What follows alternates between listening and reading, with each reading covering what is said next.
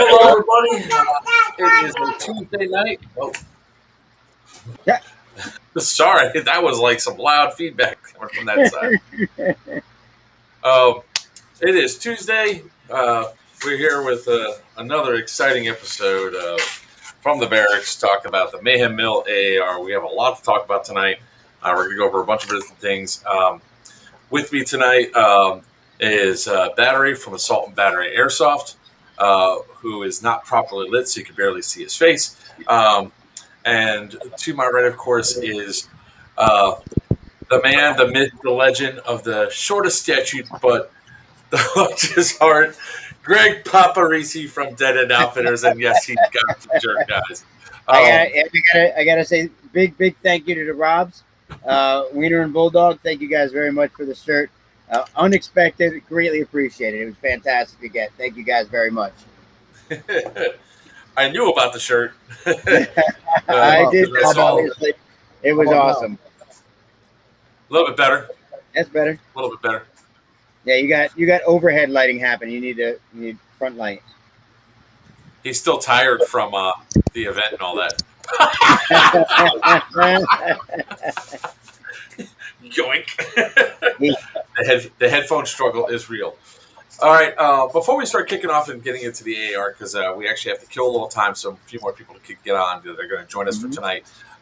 We're actually going to do something out of the norm. We're going to talk about that's much better. We can at least somewhat see your facial expressions, although that's kind of a bad thing for everybody else watching. But hey, we're actually going to talk about our next event that we're doing, which is actually not an airsoft event. It's actually our first Comic-Con of the season. Oh my God, he's in early.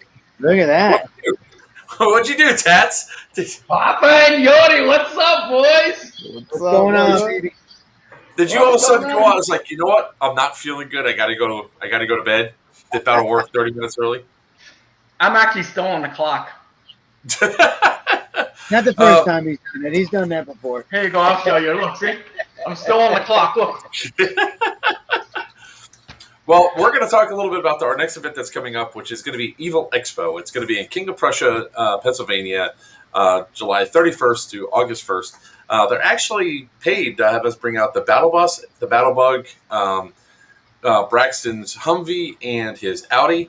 So if you guys are looking to get a look at these vehicles firsthand, come out and join us out there. You can go to evilexpo.com, I believe is the name of the website. Actually, I need to see if I have a promo code. I was supposed to get one. Come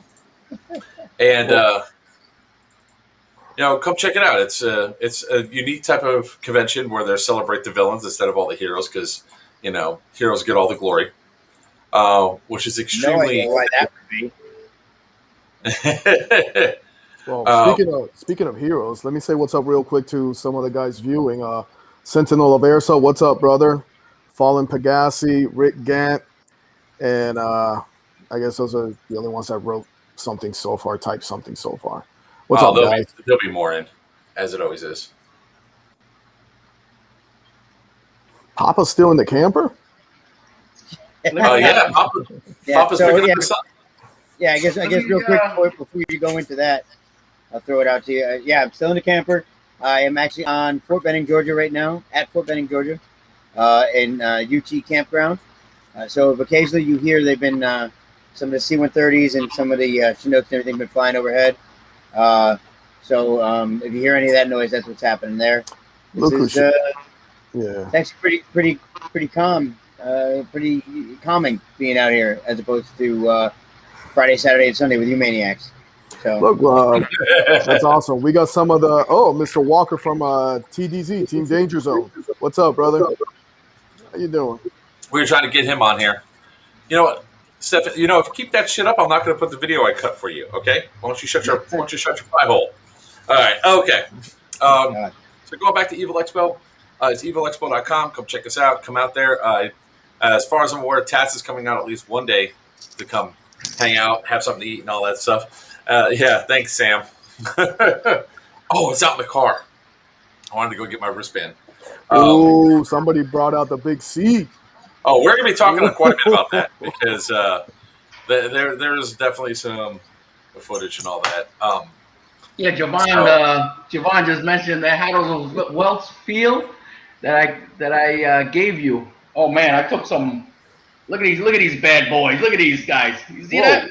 whoa! Were you playing paintball or airsoft? What were you doing? Look at it right here. Man, that thing looks like it was shooting hot. I don't know. That was Oh, shooting hot. That one of them I'm Naruto gonna shooters or start whatever. shooting hot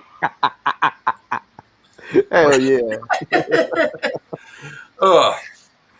So, too. Yeah, I took some heaters over here. They stunk like a bastard though. I don't yeah, get there welts. was. I don't get welts like that. It just look like this. That's it for me. Stop Asian That's because hate. somebody was hiding behind people. Steven shoots and stop Asian hate. Yeah. Oh, geez. We're doing Hey, great, Sam guys. Asani's on. Hey, Sam.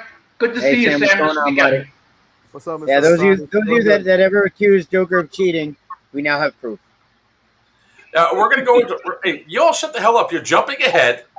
We have a set thing that we're sticking to today. So you all shut the hell up Yeah, and let wait, me do time my out. job, okay? Time out, Oh, time Hey, out. you're I want to know. Wait. you're Papa. actually gonna follow the schedule? My God. Wait. Actually, Papa, We got a I want to schedule. know if Joker saved his wristband with a C on it. I'll be right back. Papa, why don't you talk about your kid? It Yeah, sounds like I need a So- drink. Let me go get my whiskey. Hold on. I actually drove on the post and found his barracks where they're at. Took a picture of it and sent it to him, and said, "Look out your window." He didn't get it for 2 more hours. They didn't get their phone till late, but he's chomping at the bit. We get to see him tomorrow at 1100. We pick him up for family day until 1800, and then he graduates the following day 09. So it's going to be awesome. Oh, that's Really great. looking You got to forward see your kid. I'm Yeah, actually going next week to see my kid too. He's coming back from another tour. Yeah, From you the said. middle. Yeah. Third Yeah. tour, you said? Your third tour? Third. God bless. Well, glad he's back. There it is. There it is. The infamous shit. Hold on. The infamous C wristband. That's There right. it The is. infamous C. So Yeah. we're gonna talk about why that's important in a few minutes. We are definitely gonna be Augie said talking you about shot him. what? You shot Augie? I shot Augie twice. I shot him in the ass and I shot him in the leg. Oh, that's right. Yeah, you shot him on purpose, though. I was thinking I don't know you what shot you're him. talking about. Yeah. I was Okay. looking up when he shot Augie in the ass. That was awesome. All right, to get this started, All right, we're you gonna say, start with. yeah. We're gonna start. We're gonna talk about some good stuff. We're gonna talk about some bad stuff. Then we're gonna talk about good stuff, and then we're gonna talk about future stuff. Okay, that's the progression of stuff that's gonna be there. Depending on when some people come in, we might be rehashing some bad stuff. So if we do rehash bad stuff, we have to put in good stuff. So one thing, Casey, you can go ahead and tell Gunny he's off the hook because evidently my camera battery had died when he got his C. You know, being on top of the machinery, shooting people. Also, that means I missed that Wait, hold on. badass action. Casey got a C2 Joker? No. Gunny did. Oh, Gunny. Okay, I thought Casey. Yeah, Scott Chin got it. And he actually did a badass maneuver when he jumped down. He started shooting this guy shot me, and I'm standing there just photographer with all that high vis stuff on. I got shot like 2 or 3 times, and then Gunny shot those 4 guys and went around and shot the other guys. It was actually a pretty good maneuver. I thought I only got it on. I thought I had it all on camera, but unfortunately I didn't. Yeah, we're gonna try to. Yeah, I know. Shut up, Casey. All right. Casey said no proof. So let's talk about some of the good that happened. Here's to the schedule. You shut the hell up, Yodi. I already went over it. I can't listen. I got to give you props. You're actually trying to stick to a schedule. I'm So, trying. It only took a year for you to get professional. It's awesome. So one of the best things that I like going to some of these events is the people that I'm hanging out with, like these 3 guys over here. As much as we bust each other's balls and everything else, and as much as we get like jab at each other and do that little poke and everything else, we had set up what we called the Shantytown at this event. And that I don't know. Shantytown. I think I made it a Shantytown. I think you guys. I don't know. I don't No, know. no, what no, you're talking about. I that brought the and real estate property value way down when I. He's a in Monopoly. In Monopoly, Greg is the purple, way before the blue. I was Baltic and Mediterranean. You guys absolutely boardwalk park, wham, right there, right in the middle of it. I got boardwalk. So we had our Yordi and I set up our two. Papa showed up later on, and then from there, the entire encampment went out. And it was actually, despite the heat, it was actually a really good experience. And despite the fact that my RV, the AC kept tripping the breakers and all that, or tripping the generators, the generators, whatever short was going on, that was there. That was actually a really great experience, and that's why we do airsoft. We can have the shittiest time on the face of the earth playing airsoft, but it makes up all that hostility and negativity just being around all the guys that were there. But we had 20 some odd people in one little cluster with the Echo. You know, the Echo 4 guys were a little bit further away, but everybody was there. And I can say this 100% confidence that everybody in that shantytown had my meat in their mouth. You dirty bastards. It was juicy, that meat, too. I ate. So salty, so sweet. I took some with, and I've been savoring it every day, sometimes twice a day, just jamming it in my mouth. So, we ate well there too. So, so going into this, we're going to now start talk a little bit about some of the bad. So we're going to keep doing these sandwiches all throughout. This is going to be one long ass hoagie sandwich. But wait a minute. So we're going to go into a bad, and then we're going to go back to the good, or can I say something good real quick? Go right ahead. Guys, for those of you that have not gone to a Milsom event with Team Screech Dragon, Echo 4, Dark Horse 6, or any one of us, look for Joker. He has briskets.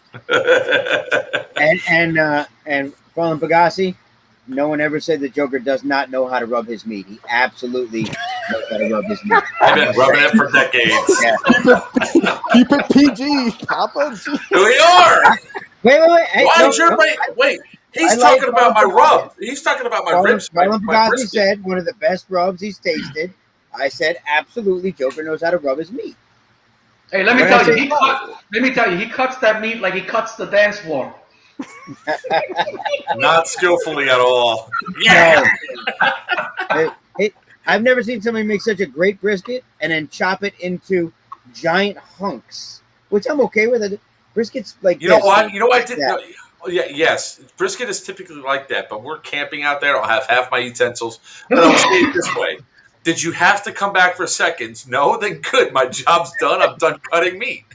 No, because by that point we were all tired of chewing the giant, massive, just ripping it apart. That stuff. All right. So the flat might have been a little tough, but that it was right on the cusp of being tough. But the big one was just. I had a problem cutting it because it was falling apart as I'm cutting it. I don't want to hear that nonsense. Only in airsoft is where we go camping, and then some people bring steaks, ribeye. Shit, we almost saw filet mignon. At one point we will. No, we also had steaks and scallops too. I mean, that was the thing which Sarah still says you owe her because she found out I bought them. I don't give a shit. I cooked them. Yeah, I was there, and I had some scallops. I know he cooked them. And he didn't save me any, and I'm the one that picked up the scallops. You were too busy out there somewhere doing this. I don't know what you were doing. Anyways, all right. So let's go into like one of the big things that we need to talk about. That's my brother, by the way. I kind of figured. Yeah, just like your brother Matthew. Yeah. That's nice pink curtains. He says that's this was his before it was mine. I was about to say, wasn't that his RV? Yeah. All right. So let me jump into something and start talking about something that I think that most event holders do, but I see a trend starting where a few of them are changing established rules. And when you change these established rules and you issue out an op board and then change the rules from the op board on the day of, you shouldn't get pissed off at players for not understanding what the hell you're talking about. So I'll first start off with knife kills. So for Mayhem, for Southern Comfort, Mayhem Mill 1, and Firestorm 2, which are all South Carolina events. All those ones, if you got knife killed, it's silent. I don't really recall whether or not it's a humiliation kill. Although I do remember at least at one point in time, it was mentioned it's a humiliation kill. You cannot be revived from it. So if when you fast forward to Mayhem Mill 2, it should not be a surprise to the admin what the rules are for a knife kill. At least for the one knife kill, like for at least being silent. I mean, that's universal. I don't think there's any event that allows a knife kill to somebody go hit right after you do it. Am I wrong? No. No, knife kills are supposed to be silent. Yeah, it's supposed to be silent. Yep. Okay.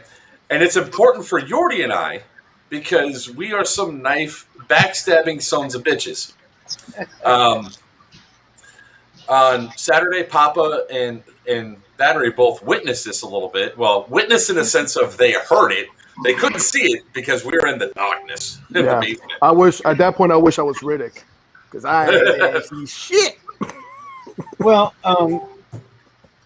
so and I don't know if you want to finish your thought and I'll chime in on it. Like, yeah, let me finish my thought real quick. Yeah. So the reason why this was like kind of important was I knife killed 6 guys. I mean, obviously dead man don't talk, but the 6th guy I knifed, as I'm going up to knife, the 7th goes, "That's not friendly."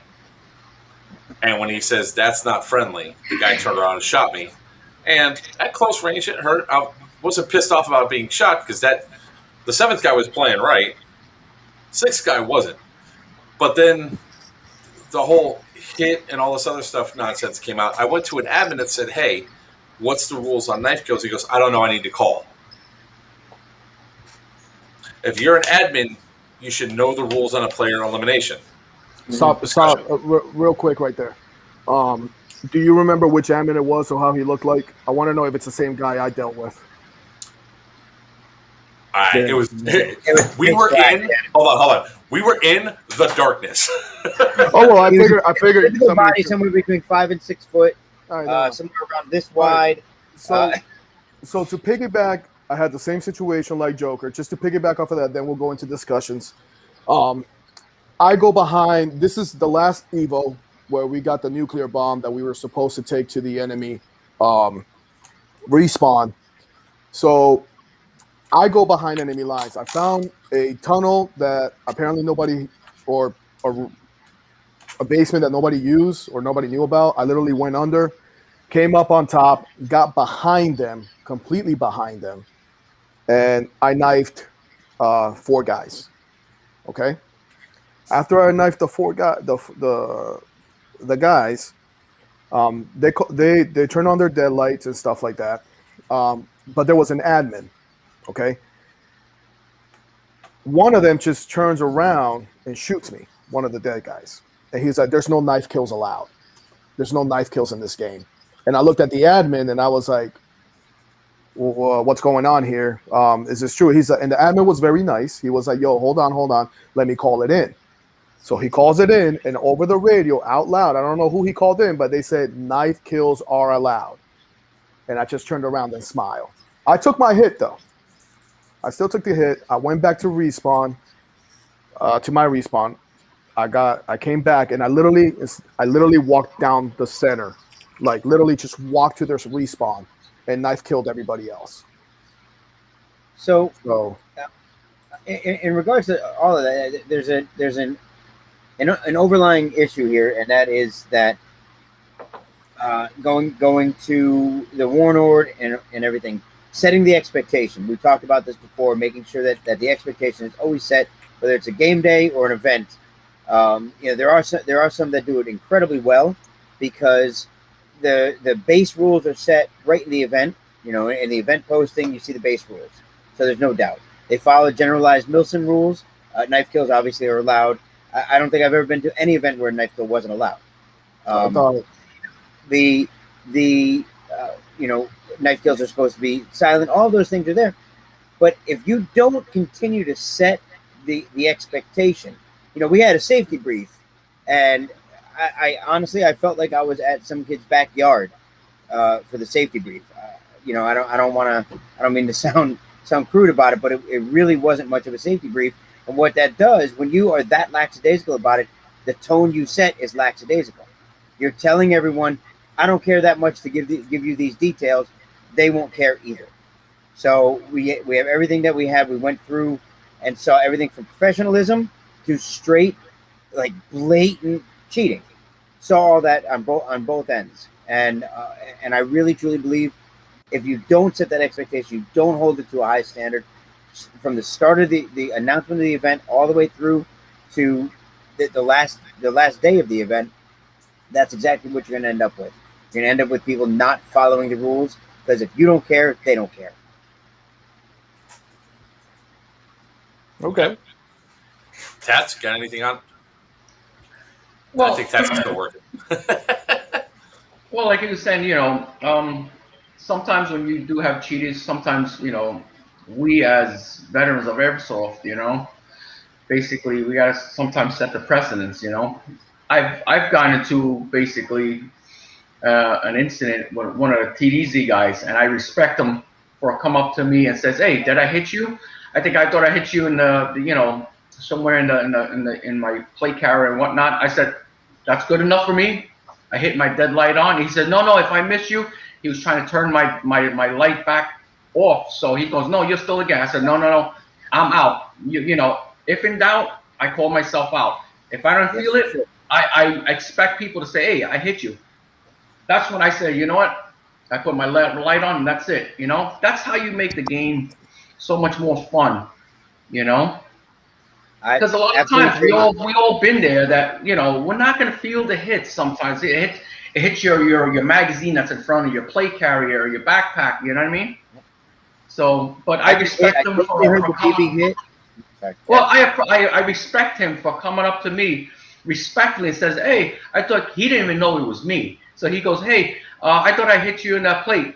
And as soon as he said that, I said, "No problem." I put my dead light on. That's it. And then I guess he realized it was me. We realized it was we realized it was each other. So I know him, he knows me. So we started convoing, But the bottom line is that that's what people should do. If like Augie says right there, it's all about honesty and playing with integrity. You know what I mean? If someone calls you and says I hit you, have it, the response, your first response being, "I swear, dude, you didn't." I'm not a fan of that. That's not, I called 2 ricochets out on myself. One of them because I called hit first, and then my brain registered that I heard it hit the pole in front of me, and then skimmed off my arm. I called it already. Keep it. Doesn't matter. Look, we got 2 bandages and then an out. Who cares? Exactly. You're gonna come. Sometimes you gotta go back and get a drink. You're gonna It's come no back big into deal. the You game. get Yeah. hit. It's no big deal. You know what I mean? It's not like it's real life. You're dying. It's no big deal.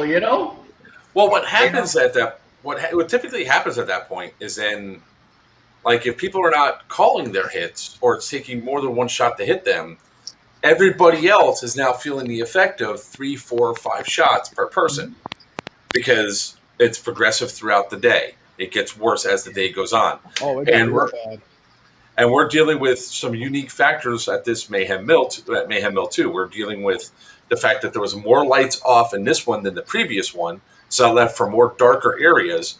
Plus, the heat was extremely high.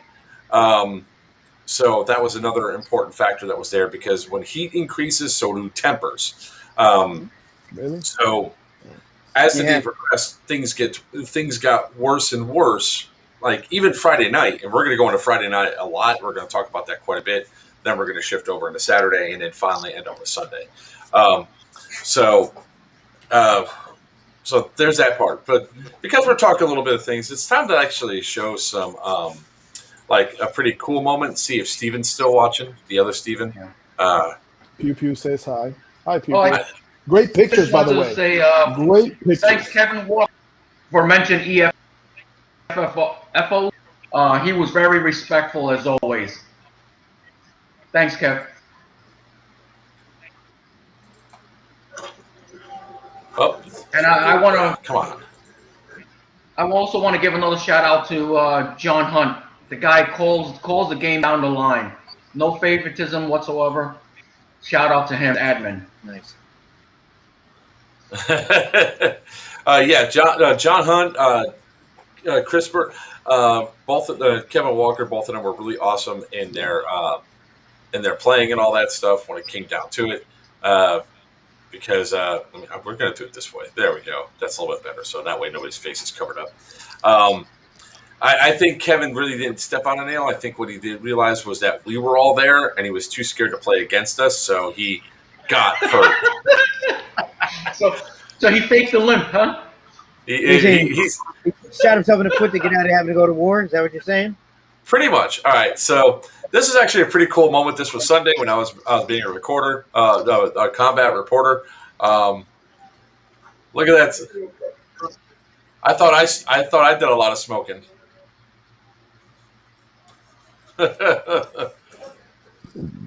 Now, this is the reason why that if you're using EG67s, you got to pay attention.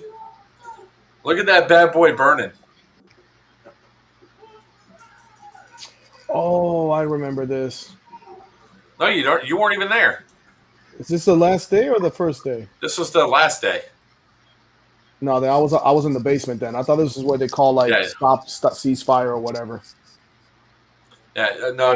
That was something completely different. So, that was just a cool little moment of airsoft. Steven harassed me all weekend long. Hey, did you get that video for me yet? So let's go on a little bit more about the rules, shall we?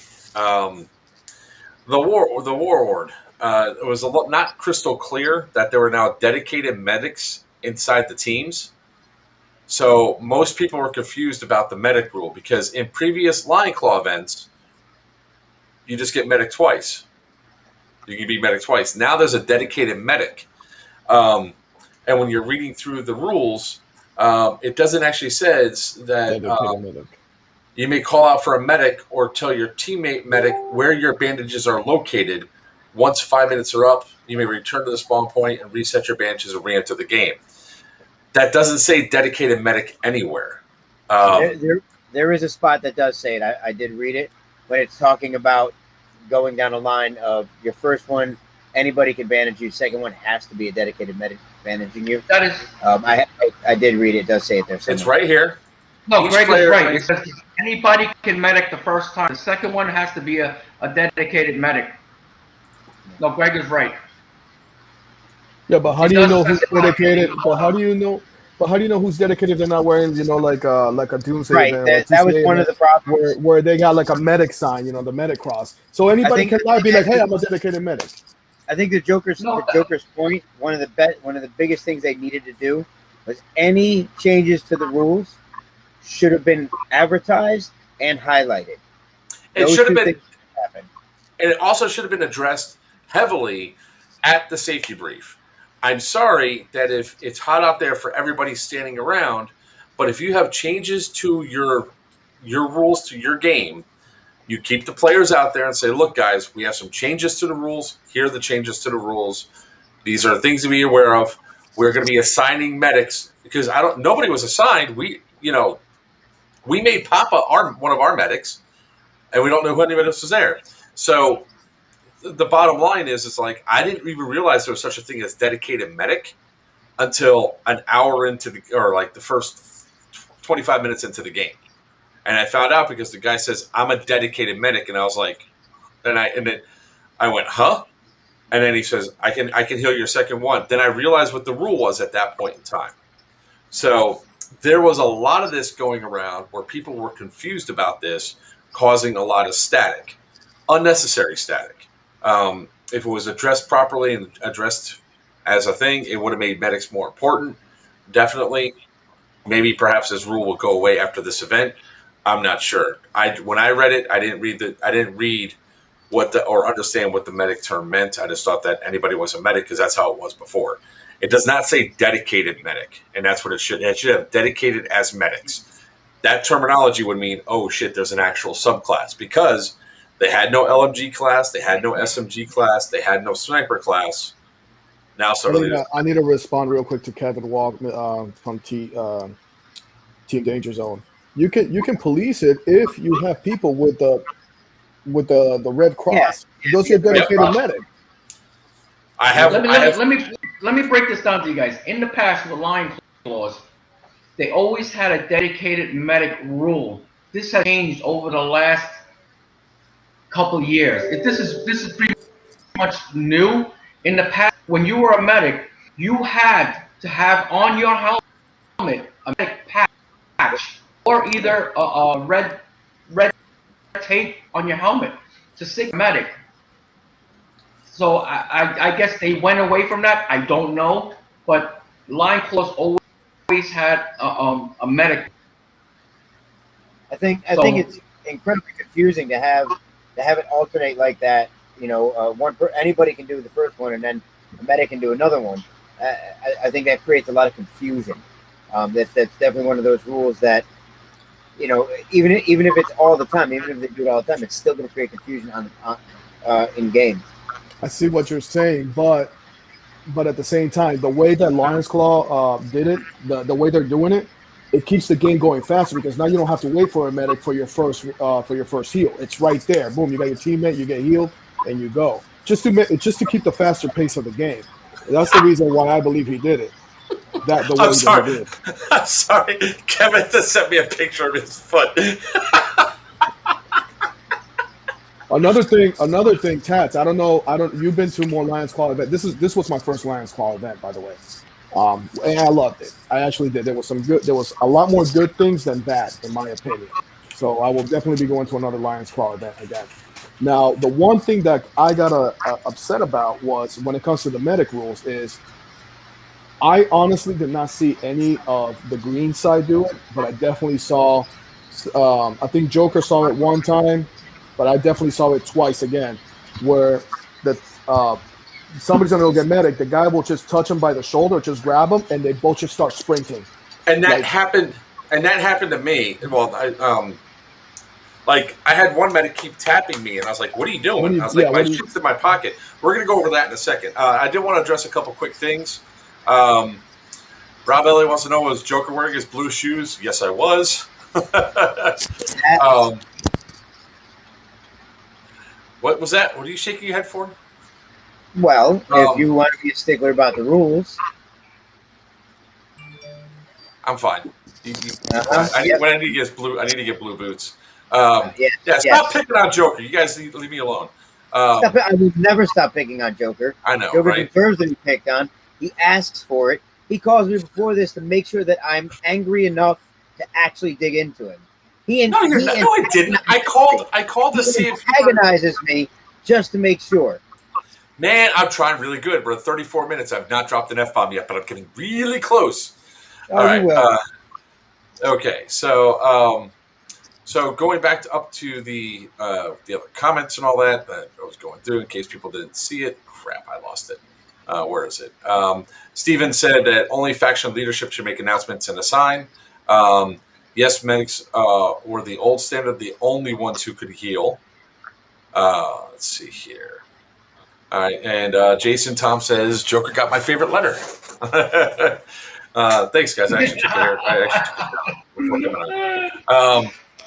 It's been a busy day here today. Like, what can I say? I was doing a whole lot of editing today, getting a whole bunch of clips together for everybody to go up. Now, what I would say is if they're going to make a change to the medic rule, perhaps allow people to have the two to have the two regular revives, and maybe medic have, especially for hot events like this, a bottle of water for a third revive if they could down a bottle of water. Might be an interesting way to switch that up to make a dedicated medic, because I think it's weird that somebody could do one but not the other. That's just me, because you lose track of it. So let's go into that for a little bit, right? So there was a confusing factor that happened at the very start of the game. Of course, I have video. You're always confused. No, it's you. When everybody gets into the heat of battle, right? And I don't care who you are, but almost everybody gets into that heat of battle. You know, you're running and gunning. You're doing movements to get stuff going. Sometimes you simply forget what happened 5 minutes earlier. You know, because you're just objective based. When we came on the field, all of Dark Horse 6 got into immediate firefight. We were moving across the first floor's machinery, going over to what I call the offices on the left-hand side. I got taken out. Steve came over and mediced me. He put a thing on my wrist. And then this happened. I ran up and I pushed that same building.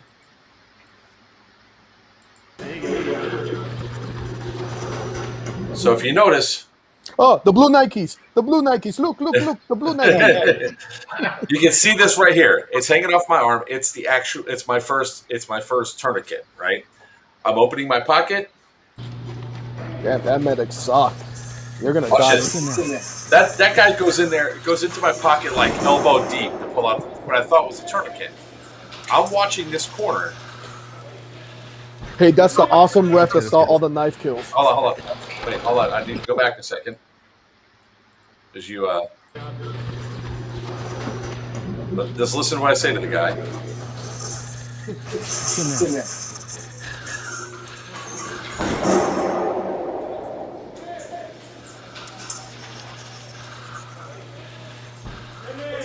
That's good. All right, I said that's good for a reason. If you're applying a tourniquet to somebody, you're really not supposed to cut off the blood flow to the arm, guys. As a medic, you're supposed to put it there lightly. Not, I'm going to tie this bitch off so he loses feeling in his fingers. So. I already got you, bro. Right on your arm. I swear to God.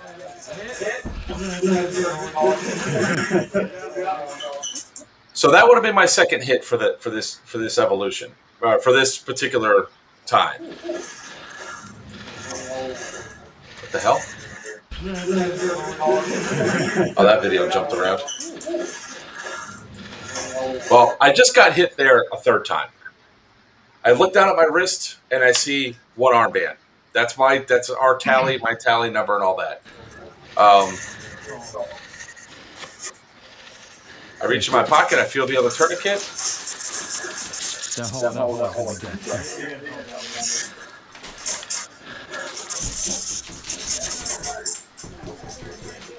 Oh, it's my third? Oh. That's right. You got me before. That's my bad. I'll leave out. Had a nice conversation with the rep. Waited my 5 minutes. Walked back to respawn. This was definitely my fault. Something that I need to be as a player. I should have known that I got hit 3 times.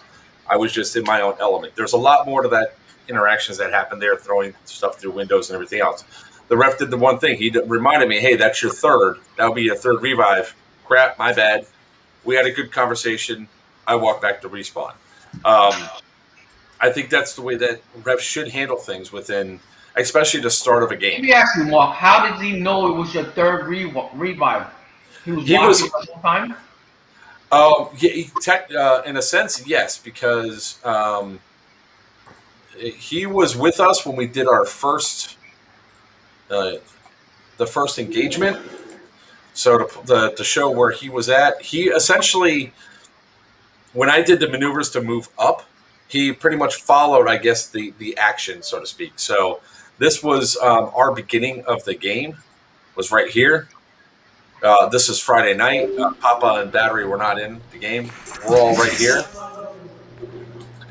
I just got done shooting Augie, and then Wiener shot me in the ass. So it was spicy. Did you say you took a wiener in the ass? Pretty much, I took a Wiener shot to the ass. So clarification. Dark Horse 6 was telling me that I was doing my job of moving up. I spotted some people, notified. Right up to this point, here's where I got hit. Is that sneaky little bastards are right there. I missed them. The admin's going to be over here on to our right, I believe. Like when Steve comes up. Look, Steve kills everybody, and there's the admin right there. That's the admin that called me out. So Steve comes up and revives me. Oh, right about. Brown office furniture. Straight ahead. Right there. Look at him come. Look at him come running up. He's almost as short as Papa. I would love to agree with you, but no, he's not. Here's all about my stealth, Papa. Tell him. It's all about stealth. Office furnace right there. Office furnace. He may be fast, but he's definitely not stealthy. No, straight ahead. No, look, right behind that. All else fails, I'll take him out.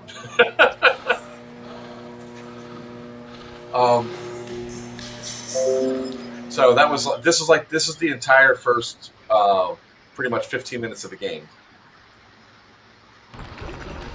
And this is where all that started. So shot through the door. Now, does anybody else have anything to say any more about the medic rule? I already said the touching on the shoulder, they're sprinting to get away. Yeah. I thought the medic rule was you got to grab them and you got to walk back, walk with the sense of urgency. I'm not saying you got to walk like a snail, but walk with the sense of urgency, but not sprinting. I will say this, and just to be fair to Lineclaw, that does become a problem at almost every event. We went to Overwatch 6, that was a problem. Everywhere I've been where you can move, where you don't have to actually physically pick up and carry or drag someone to put your hand on them and then they run, that's something that actually happens often. Granted, it's not good, but I don't want to just pin that on Lineclaw. Yeah, I mean, it's at least at this event, I didn't see it too much. In everybody's defense, if anybody was doing it on either side, this is the first 5 minutes of the game. First 15 minutes of the game.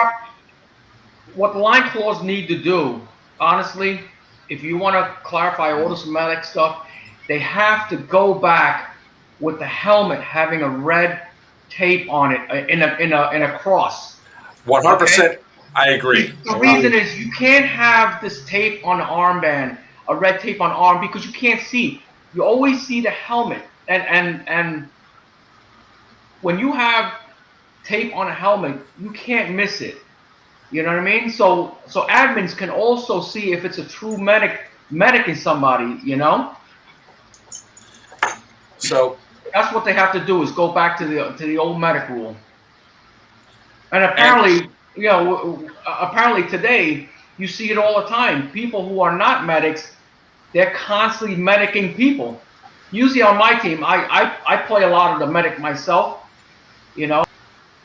I'm not a designated medic. We don't have one. I use sometimes stay in the back because I have to lead the squad. So I try not to get hit, be up front. So I might as well do medic at the same time, Yeah, and Papa was our dedicated medic when we were doing our sneaky boy shit down in what we call the darkness. Well, I lost him outside in the tall grass. It's really funny because Sunday when I was recording, I was there to record Papa, and I look around. I was like, "Where the hell's Papa? Where'd he go?" He disappeared. He's a fucking ninja. He did. He ran across the stage, got behind a position. He's like, and he's yelling at Dark Horse to move. I don't identify with that at all. I can't relate with that. The big difference was, I didn't do that to run away and go kill 72 people on my own. I did that to let them cross. I was giving them cover fire. I never ran away without saying, because it's time to move. It was the call, and go Joker. Joker ran, and nobody else followed. We'll get to that later. Joker ran. I have a completely different ran.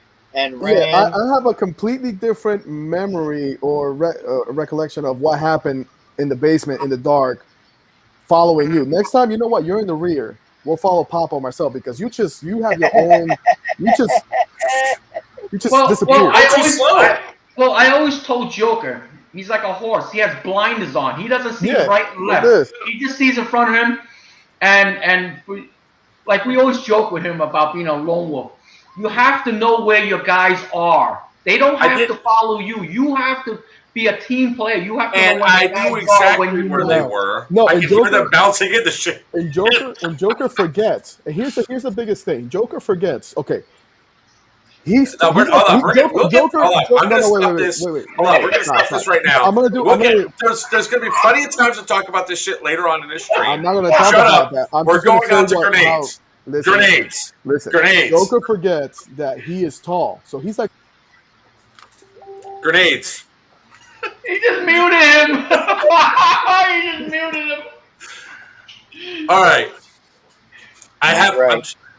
I'm trying to get this. I'm trying to get the. I'm literally, guys. I'm really on schedule. Let me get a drink real quick. I'm trying to stay on schedule. Trust me. There's plenty of times where you guys could, because we're going to talk about movement later on, because it's actually. I was talking to Tats about this the other night, and we're gonna go into all that. We're gonna go and talk. But the next thing I want to talk about is grenades, specifically grenade distances in small buildings and everything else like that. So, in this particular segment, like this particular thing right here. I thought you throw a grenade in a building, in a room, it kills. Yeah.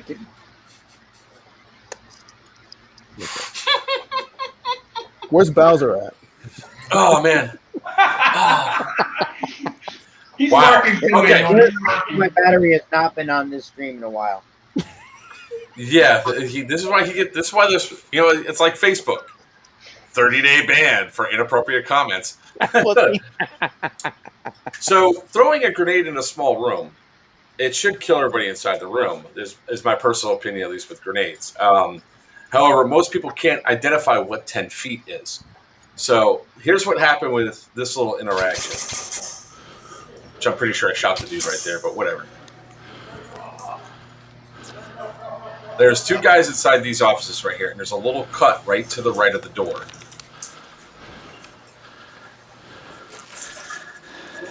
Oh, I hear the $10 flying out. Oh yeah, actually, this was free to me. This was a gift from. What was it now? It was not from you. It was from that other dude that gave me a free EG-67. All right, it exploded right behind this door. It's like right there is where the explosion happened. Okay, because you're gonna see where the mark is when I go around and kill these guys, because I got a little annoyed. Hit. In case you didn't see him, where you shot me from? He's standing. Oh. Okay. He's right there. The explosion happened right in front of him. You actually saw him when I threw the grenade, and you saw the movement go across the door frame. So. Hit. How do you want to Hey, remember you're getting feedback when you play the video.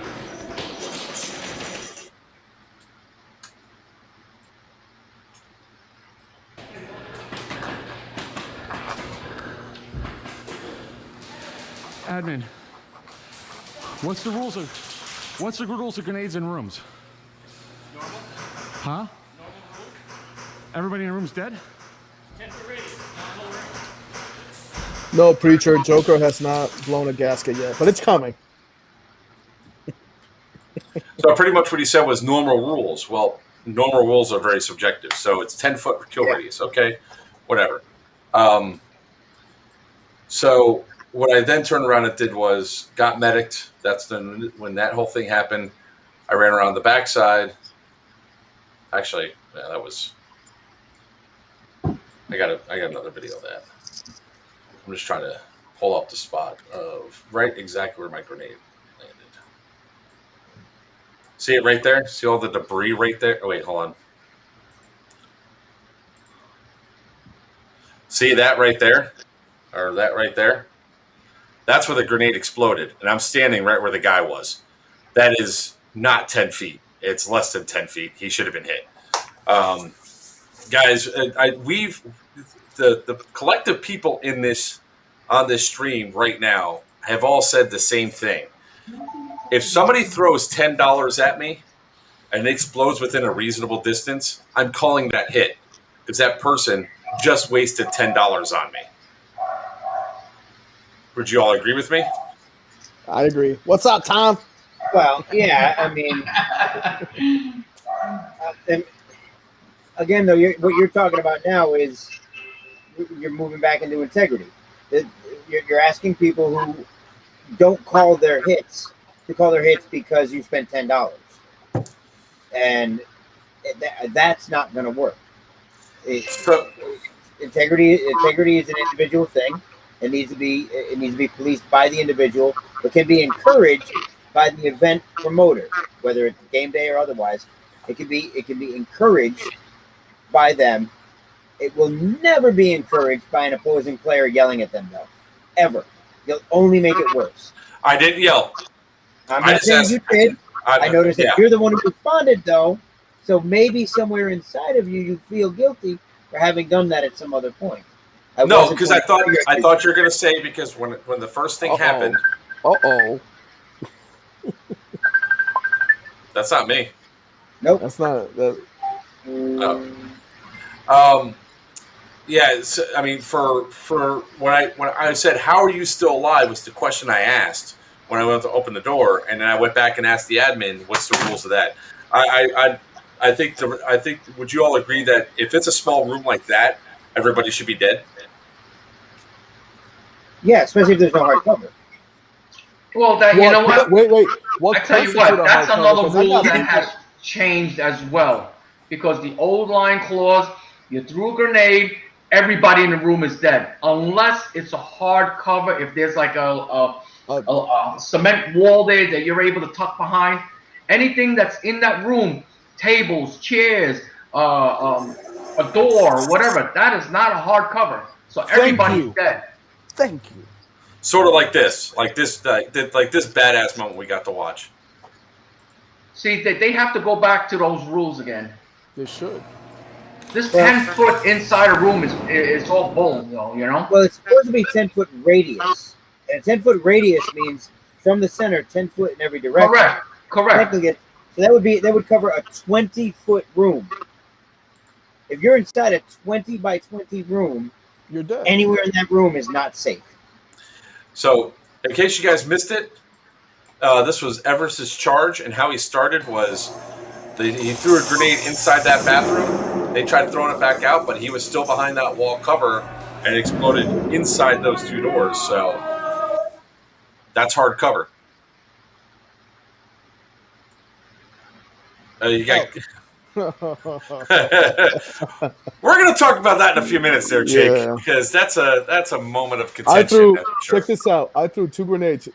Joker, you know that middle building right before their spawn, the little offices with the little kitchen and stuff like that, where we found the intel? Yeah. I threw 2 grenades in there. You know there's a little hallway where there's a room by itself, completely, there's no exit or whatever. 2 grenades in there, and the guy didn't call and say, when I walked in there, just be like, hey, what the hell? I was behind hard cover. I'm like, where's your cover? He's like, oh, the chair. Dude, my mind went boom, and I was like, you know what? Okay. And I walked away. I wanted to choke that guy to death, honestly, but whatever. Okay, so it said in the war note, Jordan, that a folding chair works as a shield. So just let you know. Are you wait? All right. Do I got to go back through and read to see if you're telling the truth or not? Do I really? 2 grenades. A chair saved them. Yeah. Unbelievable. So to give you guys an idea, that for those of you that weren't there, here's how dark the basement was. You goddamn right, Ogie, that I'm enjoying my drink, and I'm not gonna say that on the live stream. I might get in trouble. Said it. I'm telling you right now, this is me moving around in the basement. Papa, they don't know that.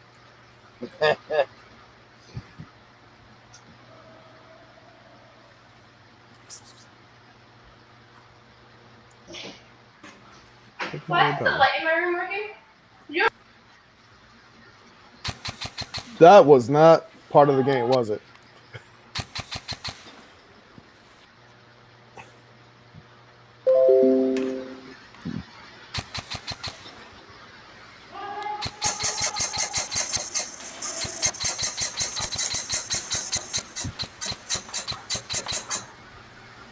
Yep, Joker does love that basement. There was actually a conversation going on, I believe, on one of the either USA Airsoft or North American Airsoft group about the Gen 1 nods with the red lights, with the infrared having those red lights on there that made them look like dead. Yeah, the Wish.com nod with dead lights. Yeah, that threw us, the three of us, Battery Papa and I, off because we had that. We had another jackass walking around with the GoPro flashing light on. Looked like it was there. Yeah, it was the North American community.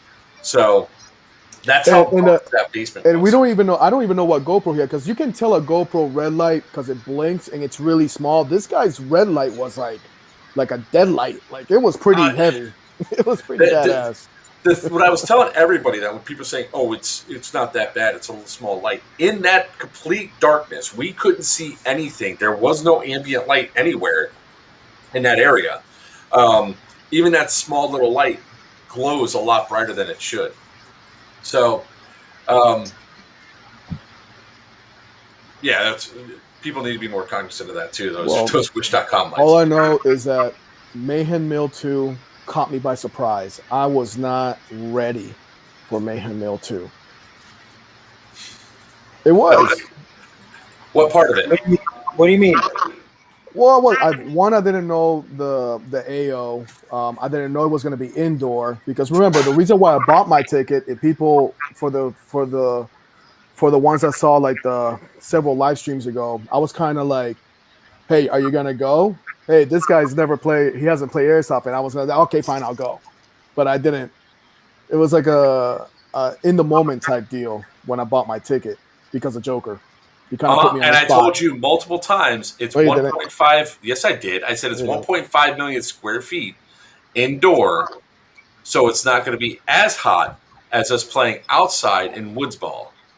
Was the conversation I had with you, sir? I don't want to hear it. And I also told you if you want to see it, and I even told you, remember that spot where the murder hole was and all the other things I did. So I went over stuff I showed you in the past. So I don't want to hear that nonsense. He must have me confused with somebody else, because I don't. No. Yeah. What's just going on there? The heat was. Oh, you just got corrected. It's 1.8 million. Get your shit right. With the other buildings, maybe. Whatever. It's. Hold on. No. 1.5 million is still accurate. You know what? There's just happened to be an extra 300,000 square feet. It was hotter. Okay, for those of you complaining about the heat, it was hotter outside than the actual inside. With the humidity, with no air, it must be because I'm a roofer. I can deal with the heat, but I felt great. Did he just say he's a roofer?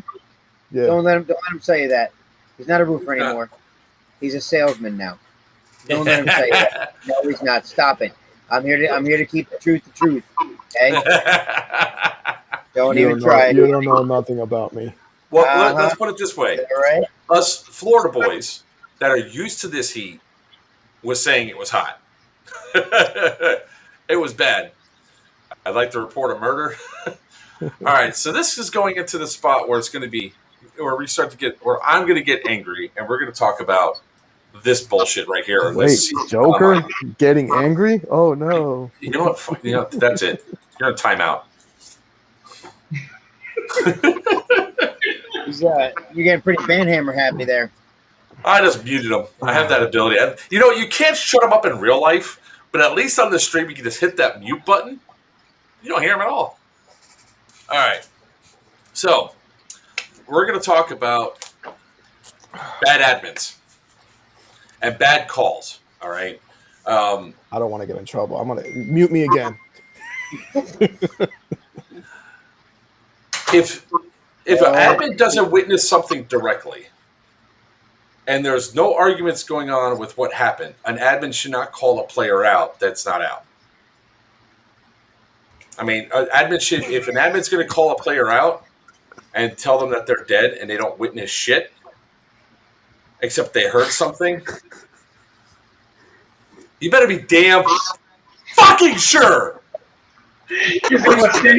You see what Stephen Shute said? Once again, in 2021, a white man should not have the power to mute people.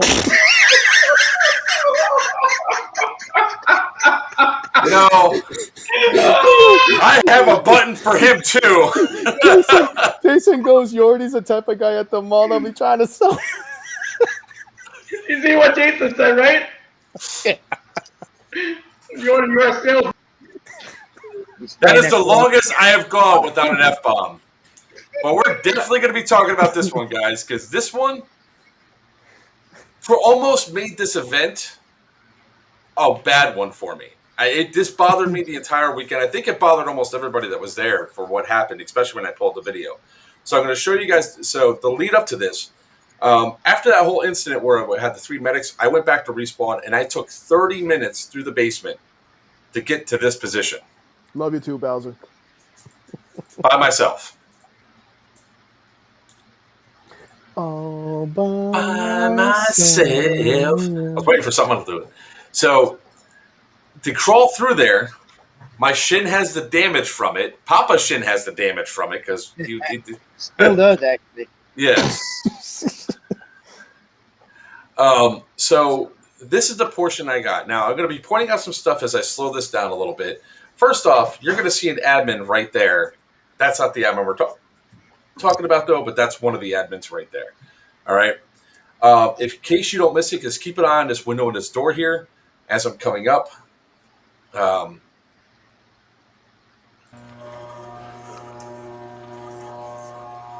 You see that window? See the movement in that window? Yep, right in front. Okay. So I know there's a guy in there. That's why I don't go to that door. I don't go to this door. I know there's a back door in here. There goes that admin walking past the window. Tan respawns over in that direction.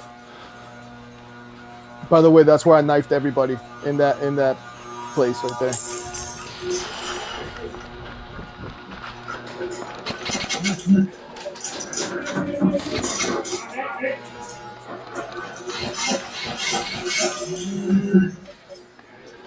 Echo.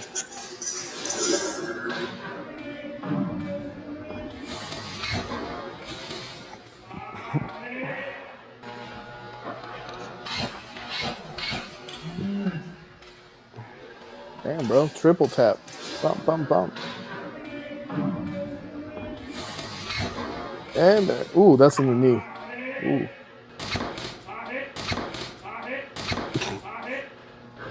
Yeah, hit. What was that? It sounded like a rap song. I'm hit. Yo, hit. I'm hit. All right, so I'm going to unmute myself so I can talk about this for a little bit, right? When I came in, the reason why I did all these different edits so you guys could see, and I found this light up there. Yeah, I shot this guy when I came in. He didn't feel any of it. That's cool. I'm not mad about that. Apparently he did because he moved. Just saying. I don't know, but I shot him 3 times, and then this happened.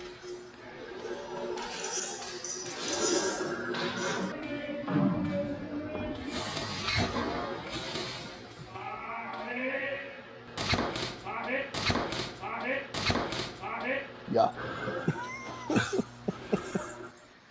So that thwack is going to be a problem for this admin in about a second, at least on this video. Oh, you got hit in your plate carrier. Right there. I heard it hit your plate carrier. Hey, you went off this. I don't have a plate carrier. I have an H. I didn't feel anything. Man, that voice sounds so familiar. I heard it from way over there. Evan. You heard it from way over there because my shot hit him hard, and whatever was inside of that padding in his knee pad that made that audible thwack.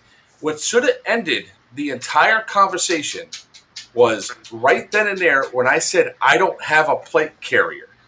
He should have dropped the notion that I got hit. The player and I are not arguing. I'm going to take this away for a second. If he comes walking in, the player called himself out, the player puts his deadline on, gets away. I'm positioned to shoot the next guy that I know is in that hallway. We're not arguing. Nothing's going on. This dude was not even in the office. He did not witness the entire thing go down. The only thing he heard with somebody getting shot. As soon as I said, I don't have a plate carrier, he should have looked to the other guy and been like, oh, well. He then asked the guy, do you think you shot him? Yeah, but you can see in the video that his gun, let me get back to the green side, his gun was not even pointed at me. It was pointed at the wall and down. You know, when I came up and I shot him, his gun is pointed like down and at the door right here. It's not even pointed at me when he gets hit. That's why the guy didn't complain at all about what happened. So I think that if you're an admin, unless if he and the guy were arguing, I would agree to solve the argument. Everybody disappears. What are your guys' thoughts on that before we go forward with this? Well, you bastards had a lot to say before. Oh, there you go. Relax. Look at you. Fired up like you're there again. Settle down. Freaking chihuahua. Take a hit from Yordi and have a drink. Okay? Settle down. Yordi can't say anything right now.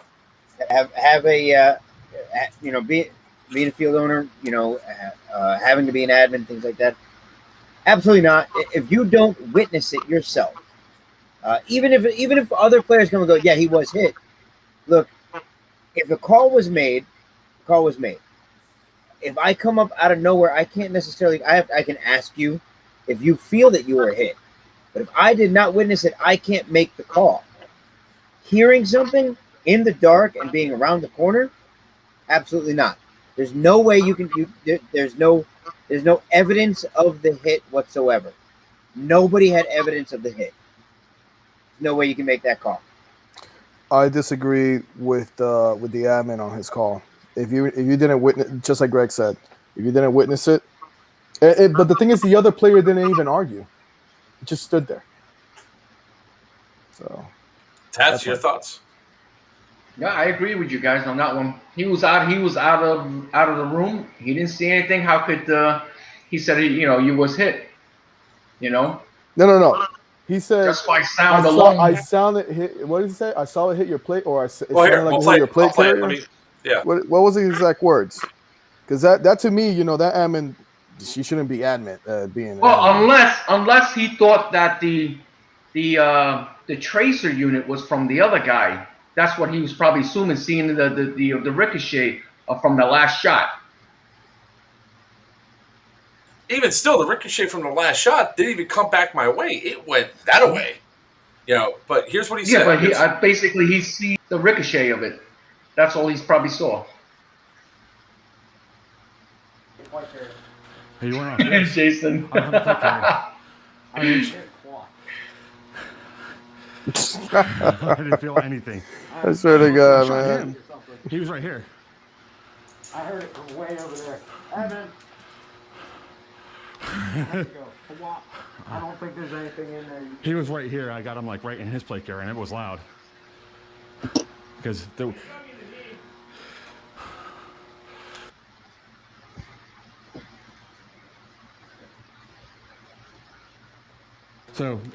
was just a bad call. That's why I started. That was just a bad call. He's right over to the left. He was right here though. I thought I heard it hit him. No. I thought I did. All right, let's just.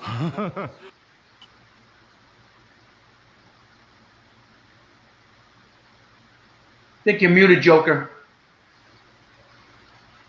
I said, so I guess did you guys hear that? I hate this thing being muted like that. Where the player said, he shot me in the knee. And then he asked the guy, do you think you shot him? Well, yeah, I thought I hit him. Everybody's going to think they shoot at somebody when they hit him. Mm-hmm. But what the guy heard, there was no argument between me and this dude when it went down. I lift my shirt up to show there's no marks on my chest, which is the only thing he could have shot, because my legs were actually behind a desk. So, what the hell?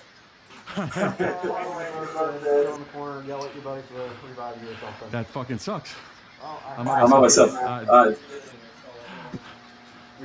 Well, I wouldn't have been dead because he would have not called me out, but all right, whatever. I got it on camera.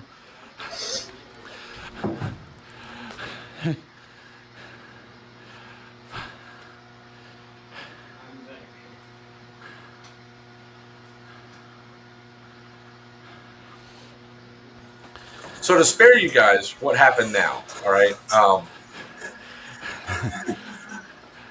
Yeah, you were off to the side, but that's whatever. I think he heard me hit here, but that's all good. I'll call it. That just took me 45 minutes to get through your guys down below all by myself. No, it takes a long time to do it. Well, especially the way I went. Yeah. No hard feelings, right? No hard feelings, man. What I don't think you heard is when I came through the door, I think I got you in the backpack, and that's what he probably heard. Oh, did you? Yeah. That's probably because when you were right here is when I first got you, and when you came back, I was like, you didn't feel it. It's all good. Yeah. And I was coming for you because I saw you in the doorway. No, I knew you were there because I wasn't sure if that guy was one of your guys. I saw you when I came right through that side, and I was going to come around this way. I was going to chase after you. Thanks. Where'd you come from, bro? Where'd you come I don't say. I don't. You came. You went back. So why would I tell you that intel? I'm not giving up my secrets. So pretty much from the time I got called out, which was right here, I waited roughly 3.5 minutes before walking over to this admin. So I decided to go find an admin because I was upset. I spent 35 minutes negotiating the basement to get to where I was by myself, and I got called out on a bad call. I don't think there's anybody here that's going to disagree that that was a bad call. And as I'm talking to the ref, this happens.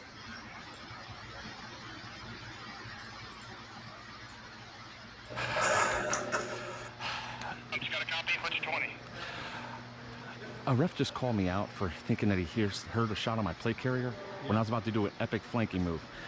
I don't have a plate carrier.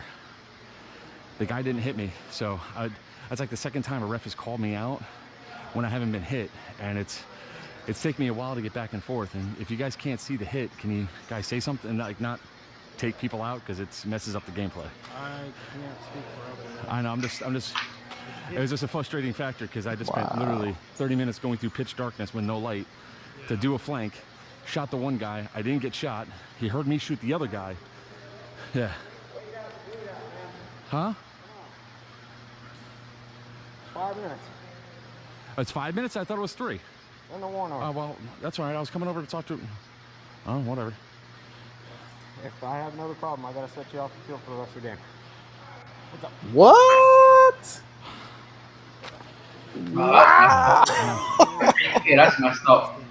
Oh my God, you're so, dude. Okay, I'll be in jail. No. This is why I got mad. I did the thing where, because of what happened to me, I'm with this ref at that point for over 5 minutes between the two times. So I walked over here and stayed over here. Now, if he would have caught me walking all the way back, that would have been a different story, and I totally would have deserved the C on my wristband, because then I would have been going through. But even still, even when I looked at my watch and I said, oh, I thought it was 3, but I'm talking to an admin. If I'm having a conversation with an admin about a rule set, about what just happened, I shouldn't be getting you're leaving. So the night that this happened, obviously everybody was there. I was pissed off. I went through, cut the video together so I could show. Evidently, this is the what is he, the chief of staff for the Southeast region for Lion Claws. Yeah. Chief of staff for the Southeast region of Lion Claws. So I was going to go up and show him because, one, I play with integrity. If something happens, I will be the first to admit, oh shit, I did something wrong, and I would apologize for one. But the fact that I'm over here talking with the ref, complaining about the fact that I just got taken out by a bad call, like a really bad call. It's sort of like, like Tom Brady throws a 100-yard touchdown pass, and the guy goes in, and they go, oh, nope, guy didn't cross the zone correctly and was out of bounds, even though the guy was in the middle of the fucking field. Bad call. Oh, he said the F-bomb. Oh, I said the F-bomb at 1 hour, buddy. I screamed, fuck this guy. Well, there goes 2 drinks now. Are you going to take a drink each time I say the F-bomb?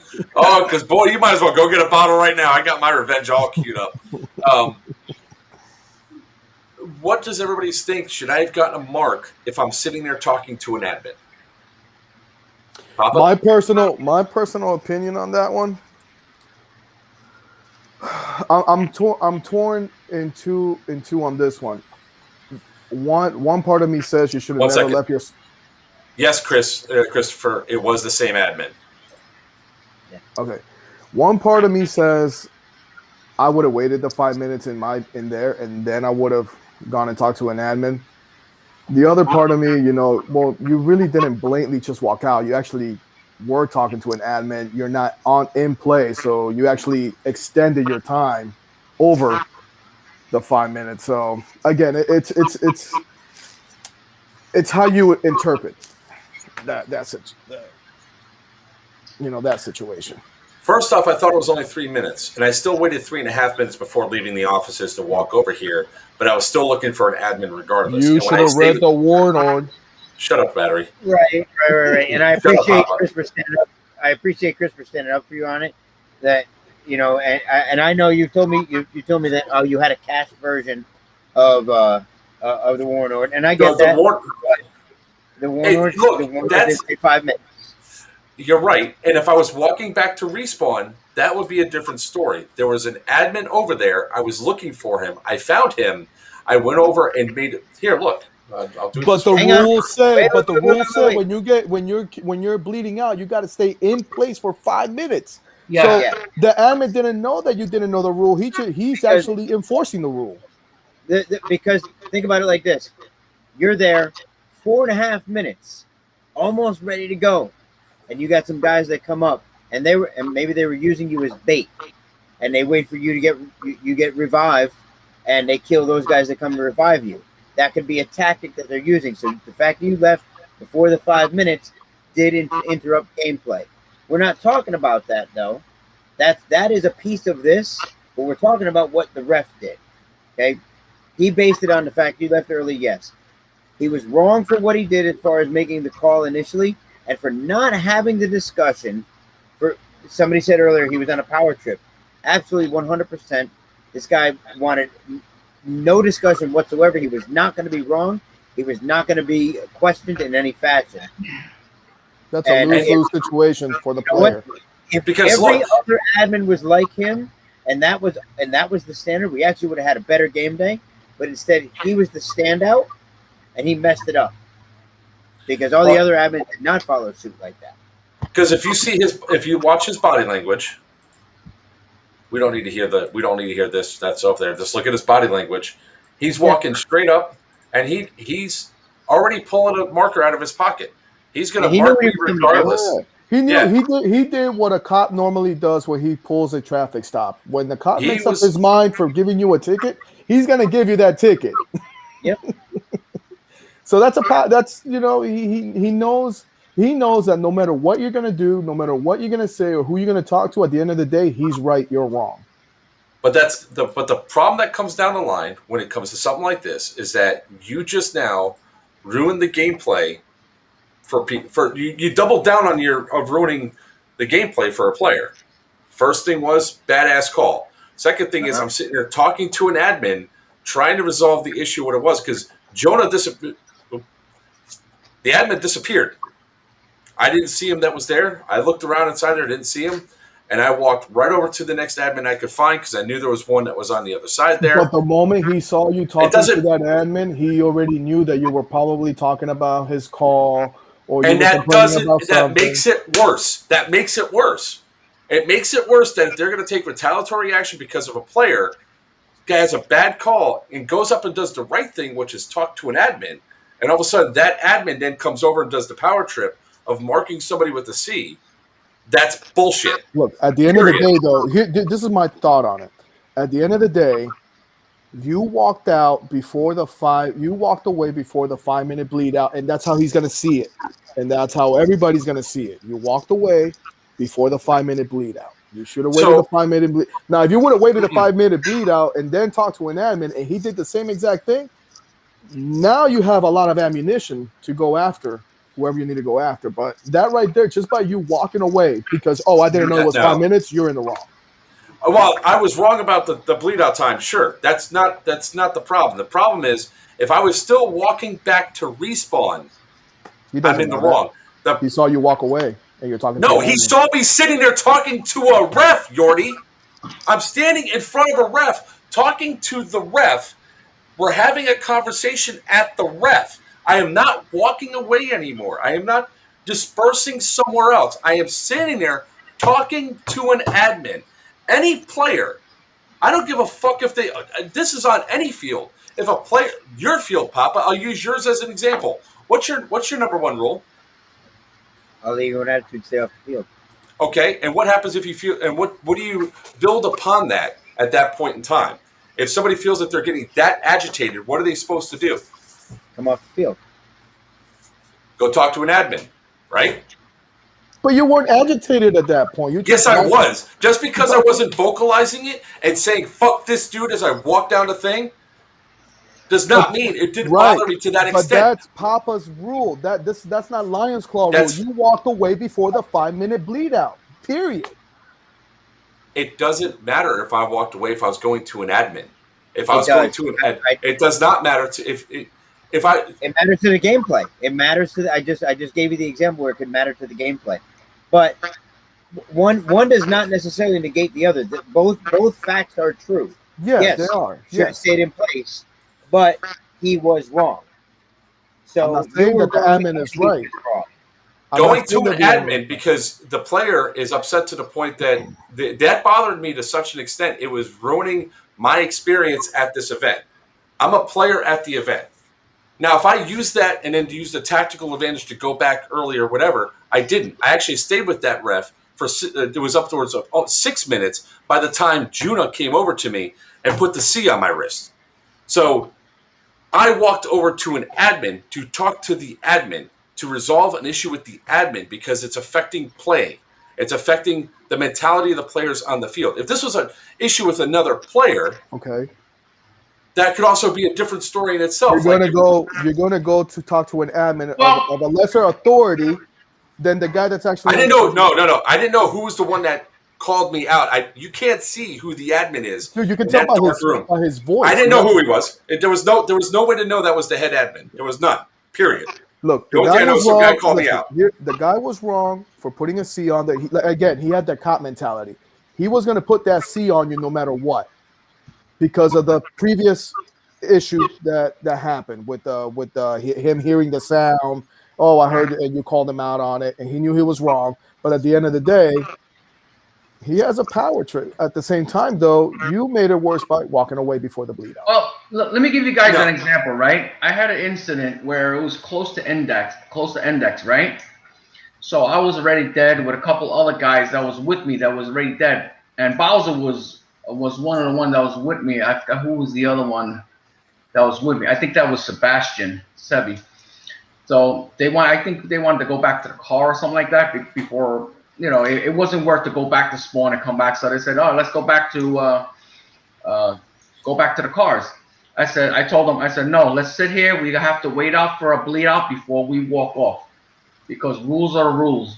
You know what I mean? Even though, you know, they wanted to call it quits for the rest of the day. It was only like a few minutes left. You know. Yeah, even Jason said, "That's right, mofo." Jason. Mark's lives matter. But the bottom line is, no matter what you do in any situation, you're supposed to stay there for 5-minute bleed out. You know what I'm saying? So to add on to that, the fact that it was that ref that did the bad call that caused me to walk over to another ref. Like, let's look at it from a different perspective. Say it was. Well, you know what, Joker? He should have confronted the other ref to get more details before going to that extreme. You see what I'm saying? Because there's another thing too that's on this. Say it was 2 minutes and 50 seconds. Say it was a 3-minute bleed out. I left 2 minutes and 50 seconds. The fact that this ref caused the entire negative reaction to begin with, because you sort of hear me say it, like you guys know me well enough, and I was like, whatever, I got it on camera. That's my way of trying to calm myself down and not have it affect my gameplay and everything else, saying that's pretty much my fuck you, you're wrong, dickhead mentality. That's the way it was. So when I went over to talk to an admin, I actually spent more time with the admin than when I needed to do the bleed out and the walk or whatever. Because after that, I waited there still another 4 minutes to make damn fucking sure that asshole knew I don't cheat. I don't bleed out and walk away to get a tactical advantage. I went to go talk to a fucking admin because what happened there was bullshit. No player should be taken out on something that they didn't fucking witness firsthand, and there's no fighting going on. That's the reality. And what makes it even worse was that not only was that ref wrong, but the next morning I went to show him, it's like, look, I just want to show you that you were incorrect with your statement that I got shot. He refused to watch it. He refused to correct any of the things. He refused to apologize. That's the only reason why I'm still heated about the entire breakdown of it, because he's wrong. He's in a position of authority. I believe he abused that authority, and it did not. It was, and he wasn't the only one that abused his position of authority throughout the game day. We have another person who is supposedly an embedded admin go ahead and call one particular team goddamn cheaters because they didn't like the fact they got their shit kicked in. Well, going to that, since you brought that up. We'll get to that. Let's get to that later. It's a combination factor. Right, so it started on Friday. It actually snowballed because the bottom line, Mark, I said it from the beginning, we were targeted. You know that. I said from the beginning, right? Am I wrong or right? Yeah. Listen, that story. Was for your son. I'm never running with any of you guys again. Admins are out hunting you guys. I'm not. Right? I'm not running with none of you guys again. Me and you. That story. That story that Joker told outside. I'm not gonna say because it's kind of rated R. That admin pulled what you pulled to the other guy at the bar, and he won the $7,000. You need to stop drinking. I think Yordi needs to stop drinking. No, there was other when you have other admins saying, "Yo, that's fucked up," because they saw the video. That's kind of fucked up. You shouldn't do that to any player base. You should not have anything that breaks down the line. John Hunt and Kevin Walker were probably the two best admins that I saw in the field that are being fair, impartial. Look, this is airsoft. While everybody tries to be on honor, integrity, and everything else like that, mistakes happen. Sometimes you don't feel that shot that went through, that hit you. Maybe you didn't hear it. You have pyro going off, four or five pyro grenades going off right at your nuts, and you don't hear that one shot that hit your plate carrier in the back because your ears are ringing from all those damn tag grenades going off. There's stuff like that happens. And the fact was, at the end of that night, I can't say it for sure, so I'm not even going to finish that sentence. But I will say this. No, I will say this. There was one team that was called out by admins for cheating that still were allowed to play every single Evo and stay inside. We got video of that coming up. So I'm a little curious Whiskey. now. Why? I'm a little curious of why Dark Horse 6 was targeted. Well, this goes back to the first Mayhem Mill. They I've been telling people, when you become a force in airsoft as a team, because we played together for so many years, so we know each other's movement, our tactics. So basically, you have a pretty much an advantage over another team that doesn't play well together because they don't train and whatnot, blah blah blah. Like me and you at the library. You know what I mean? Kicking indoors, your movement and stuff like that. But so what happens is now you get recognized. You start getting sponsors. It comes with the territory. And people just don't like us for that fact. So what happened? It snowballs from there, and it got to a point where this weekend it got so bad that an embedded admin blatantly came out and says, why do you guys even cheat? You guys suck anyway, or something like to that matter, right, Joker? Goddamn cheaters. Yeah. So basically, it got me to the point where I had enough. I rounded all the admins together with John Lou, so there's no words misconstrued anywhere. And I told them, I said, whether you guys like us or hate us, which I know we were targeted, I called them out on it on many occasions, even from the first Mayhem. When they called us cheaters, I sent them the same footage from my camera, which they called me a cheater, and I showed them the whole clip, not an edit, not a cut clip, and basically they basically took their word over ours, you know, and then eventually it consistently carried over because other teams don't like us, so they jump aboard the bandwagon. You know what I mean? It happens because so I was just fuming, Mark. So I just blew up at them, and I told them, I said, whether you guys hate us or like us, it doesn't matter. It's impartial. You know what I'm saying? You're supposed to call it down the line. Papa said it best with why some people like hate certain individuals and all that stuff. Like Papa says it about me all the time. People don't expect me to be as good as I am because of the way I look, because I'm a fat roly-poly bastard that shouldn't be able to move the way I do to do it. And Dark Horse 6 has some people that fit that same mold, and they don't expect Dark Horse 6 to be as good as they are, or they think that, oh, they're only good because they cheat. No, we're good because we play a lot of fucking airsoft. Sorry, I mean, the same example would be, there's not a Milson player on the planet that likes to get beat by a Speedy Boy.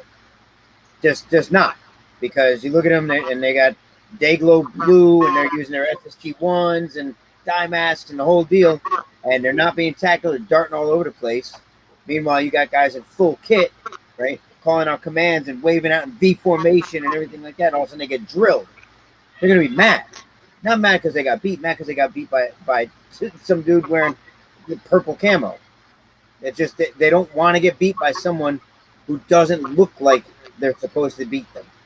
Let me tell you, I'll be the first one to tell you if they beat us, and my teams will tell you, my guys will tell you, we got flat out destroyed in the first phase of Sunday. I was livid because we dropped our guard. We wasn't communicating. I flipped the lid on the team. Okay? But you know what? I give those guys credit. They took advantage of that. You know, I'll be the first one to tell you, if they beat us out flat, they deserve every bit of it. And you know what? And my team deserves every flack of getting their ass kicked for that. And then we fix what we did wrong and we move on. You know what I mean? Yeah, and there's also but you have to learn to adjust too, whether we're playing against Milson guys or speedball teams. Yeah, we have to learn to adjust to that, you know? Yeah, like for example, was it on Saturday? Was it Saturday, Tats, where me and you were on the library? Papa Tats. where we were in the library, we don't even talk. I just looked at the movement that he was doing, and I knew exactly where to go. And it was just like a rhythm, and we destroyed the 4 or 5 guys in tan that were right there. It was just us two. Hey, thanks, Mike. Thanks, Whiskey. Yeah, but you know, but for someone to come out blatantly without any proof, calling us cheaters, you know, come on, guys. You know what I mean? You know, don't you have like some self integrity in yourself to start calling people cheaters without any proof? That tells you a lot about the person who you are. If you're gonna go out and do that, we don't go in and start calling people cheaters. That's not what we do. You know, everybody who's been around us, whether we're camping outside, everybody always comes over to us, and what do? We always have a good time. That's what it's about. Yeah. You know, but for someone to come out blatantly and call us cheaters, what does that tell you about that person?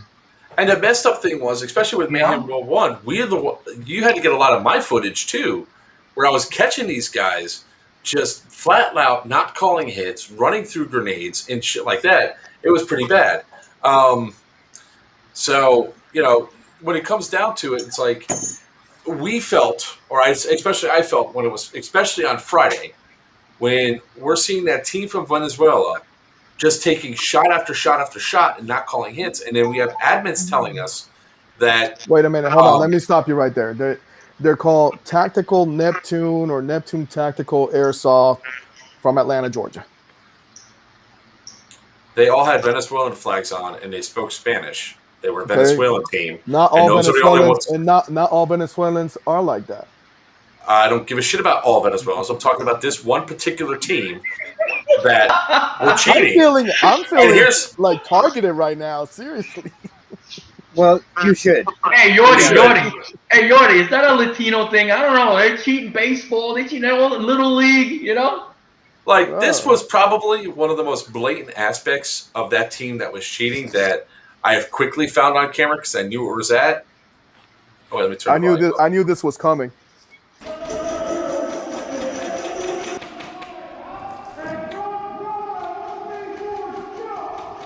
He's hit. He's hit.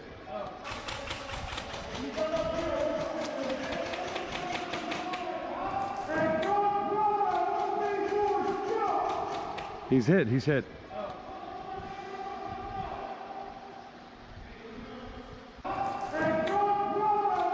Do you see him waving his hand up and down, or do I need to edit it better?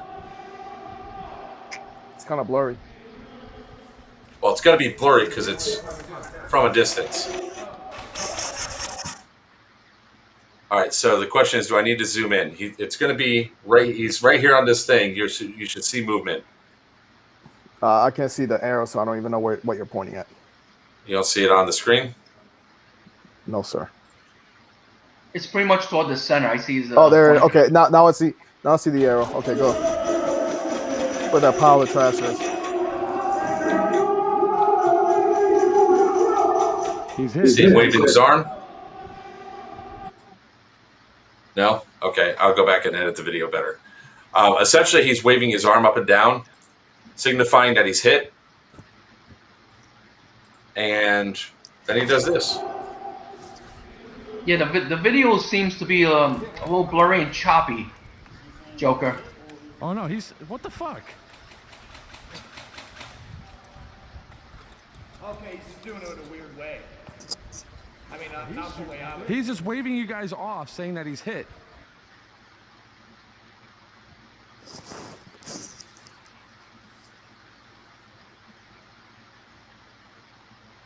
I knew he was going to mention Venezuela, so.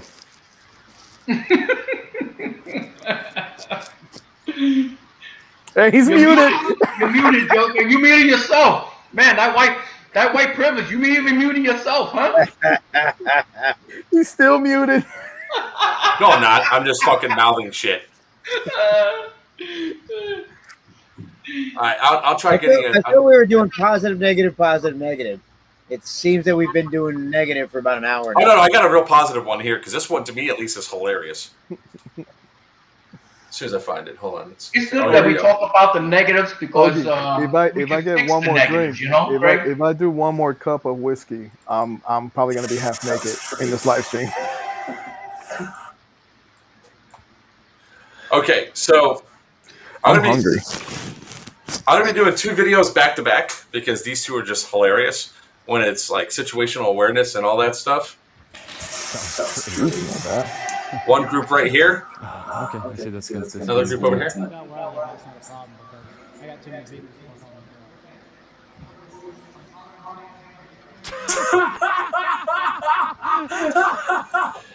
Two squads of tan took each other out. Trying to kill me. And the next one, hold on, wait. Let's find it.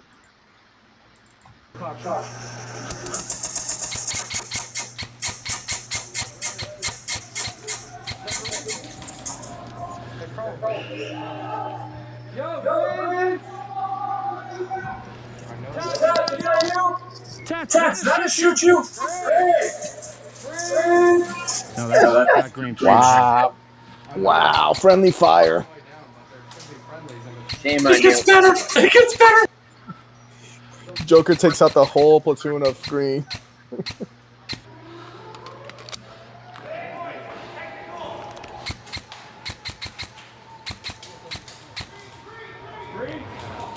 Sorry, we can't see you. We can't see.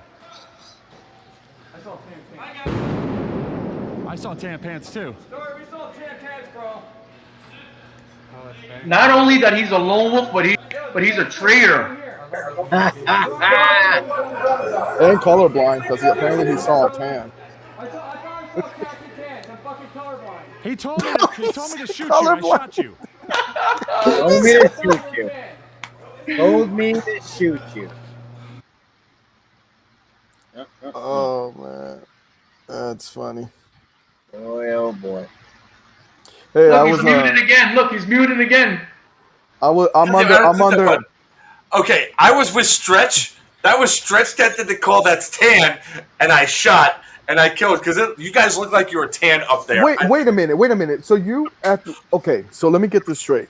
So you pulled that. You and Stretch start shooting at friendlies, and then you guys are sneaking up behind me, and I shoot Stretch, and then you're gonna call me out on it? Shame on you! Shame on you! Shame on you! I was ordered to shoot. That's all I know. Look, right. I see movement, and I'm told to shoot it. I shoot it. Okay. I shot Stretch accidentally because he came. They were going up the ladder, so I couldn't see. All I heard was movement. I heard a noise, and it was one of those, see, you supposed to see, Joker. You're supposed to identify your target before pulling the trigger. I identified my target. No, I identified my target. I saw it up there. It looked tan. Stretch says it's tan. I shot. I killed it. I killed both of them. I don't want to hear it. So I'm gonna throw my hat in this ring and call out Mando Ghosty. When I expressed to him, we were standing on the outside of a room, and I told him, and I pointed, I'm going around to the other side, to the other entrance of this room, and I will be coming in. Do not shoot me. That's a quote. He says, okay. I go out, walk all the way around, come back to the other side of the room. I come walking in.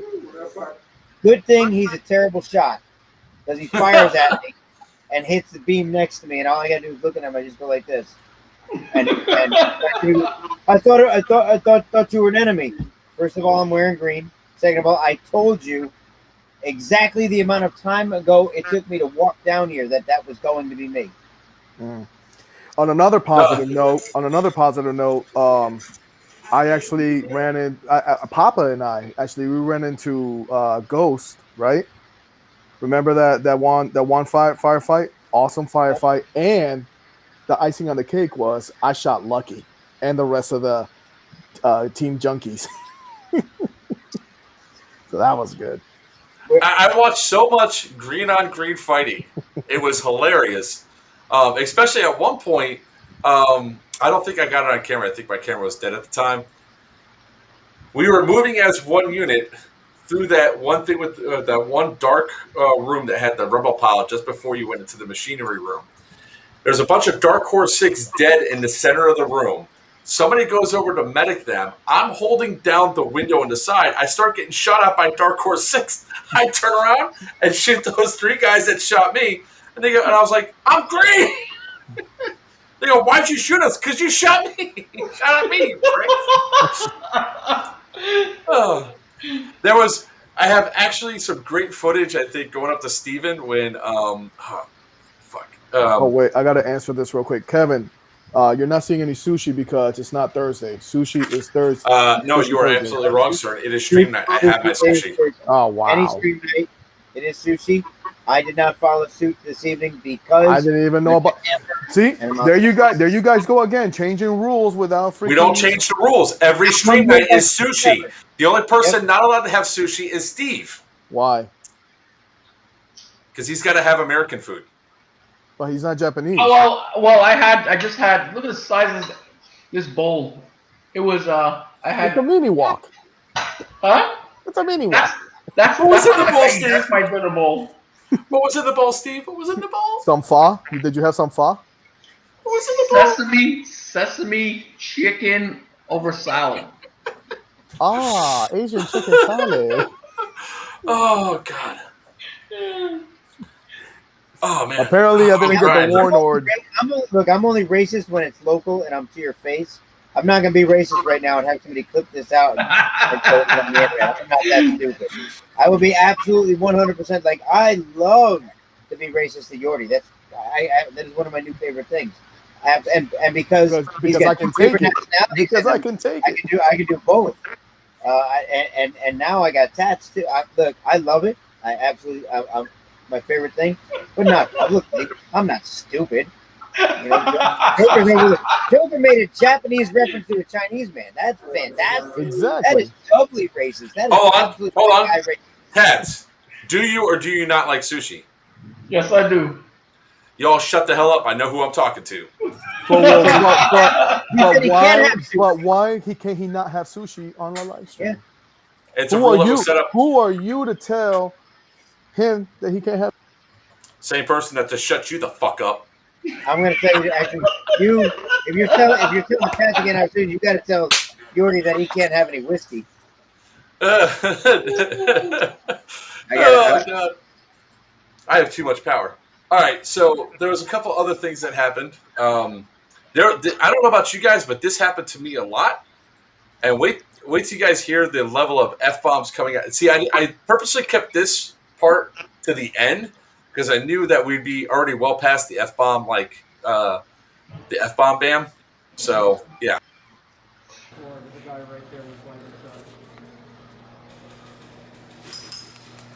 Hit. Fuck.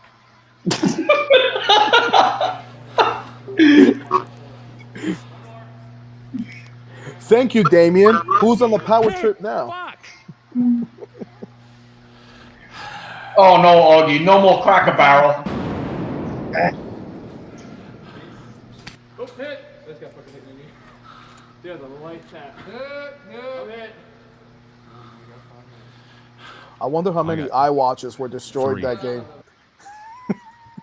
Okay, I'm going to specify something on this one. Right now, I'm standing with my right arm raised in the air with a glowing deadlight on. Can you hold the pause button for once? All right. Yeah. Sorry. Tats, I just want to address Jay real quick. If I recall correctly, he was the one doing the incredibly racist mock Asian voice. Like, it was so bad.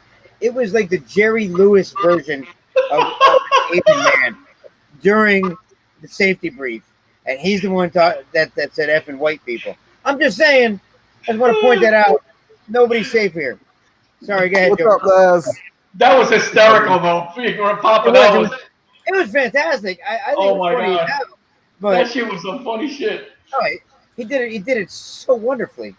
Oh no! And the way you all are going to hell. And the way that he was making fun of my brother. Remember that? Talking shit. Talking shit. Yeah, I'm talking shit. That's JC just came into my office. I know. Remember, shit. I don't know. I know you were there, Teds, but the way Bowser was talking shit to my brother, that was hilarious. I don't think my brother. When my brother heard the way you guys are, like everybody in the way we are. Oh my God, I love your brother too, dude. My brother's eyes wide open when we went inside the RV, and he was like, "I didn't know people like this still exist in today's culture." Yo, Jason had your brother rolling, dude. You are all going to hell. You should feel bad. Actually, you're the one going to hell thinking that my brother was the autistic Down syndrome. No. You know, I always tell everybody, hold on. We are equal opportunity insulters. It doesn't matter what race you are. Yordi never told me that he had how many brothers he had. He said he had one brother who has Down syndrome and autism. Okay, I meet his brother, and his brother's a little quiet. He doesn't know us or anything else, so he's sort of keeping to himself. So I said, okay, he's a high-functioning autistic. I said, and Yordi probably should have caught on to the fact that I was sort of that I thought he brought his autistic brother with him because I said, is it okay to leave him with the RV? And Yordi's like, yeah, of course, he's fine. I was like, that's not what you told me in the past, but okay, whatever. So the entire weekend, here I am thinking, is like, he also says his brother's got Down syndrome. I was like, yo, dude, you don't know what the fuck Down syndrome is, man. Flat out. And it wasn't until Sunday until I realized that it's his other goddamn brother who's not here. So I turned. Yo, I told my brother's brother like, I wanted. yo, I thought your brother was a... Listen. I wanted my brother to fuck with Thank you, so preacher. bad. We're exempt. Thank you, preacher. I wanted him to fuck with you and say, "Hey, go to Monk and be like." Take a shit. I was like, I didn't know this is how. Stairs. I don't know if this is how Jordy fucks with his brother by telling all of his friends, "Yeah, my brother's got autism," and he brings his brother out, and his brother's fucking normal, and it's like, what are you talking about? I never said my brother's got autism. Because that's the sort of fucked up shit that Jordy does. I said my youngest brother. You didn't say how many brothers you have. Well, think about it. We're Arab and Hispanics. Of course, it's going to be more than one or two. Anyways, back to the point of what we're saying here. So, just for the record, my hand's up. I got a glowing deadlight on. Then this shit happens. I'm stepping out. Fuck. Stop fucking. We're all dead already. God damn it, man. Fuck. No wonder he looks like he has. Spine. That's the guy that shot me in the back. Don't even call the corner. They're dead. Hey, Admin says you're dead. Look, Admin says they're dead, and he's still pointing his gun at them. Stretch, put your light on. Fucking asshole, man. That one hurt so hard.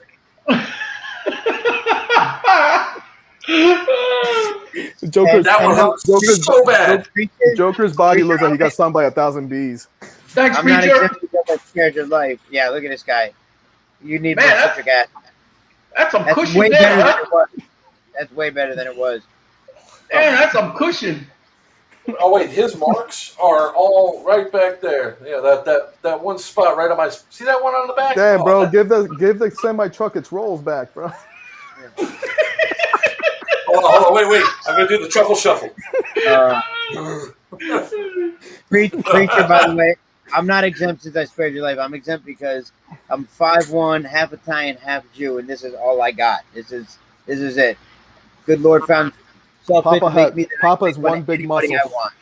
Anybody I want. Yep. So y'all, oh my god! Everybody thinks it's cute to pat me on the head when they see me and things like that, or try to give me little bottles. Oh wait, I should show the picture of the brother. Your brother. Thanks, from another mother. Yeah, tattoo like you. I don't know, man. You like sickle cell anemia or something going on with you. Every time you get hit, it's a bruise like this big. We play with 6mm BBs, man. What's going on? It looks like he's playing paintball when he gets hit, man. Like seriously, it looks like a paintball shot. This one too.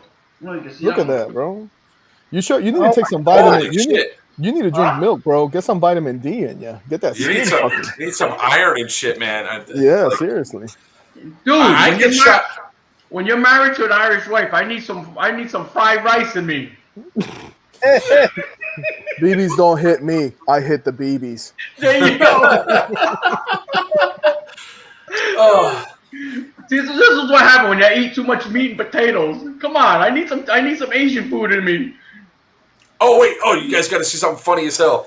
It was probably, I think, one of the funniest moments in airsoft that I saw at Mayhem Mill too. Oh god.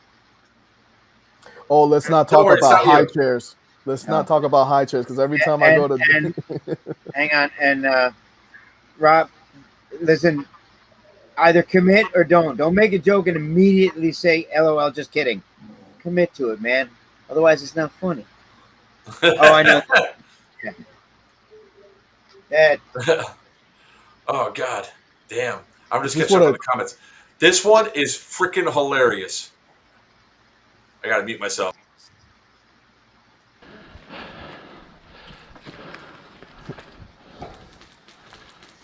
Joker, his famous breath.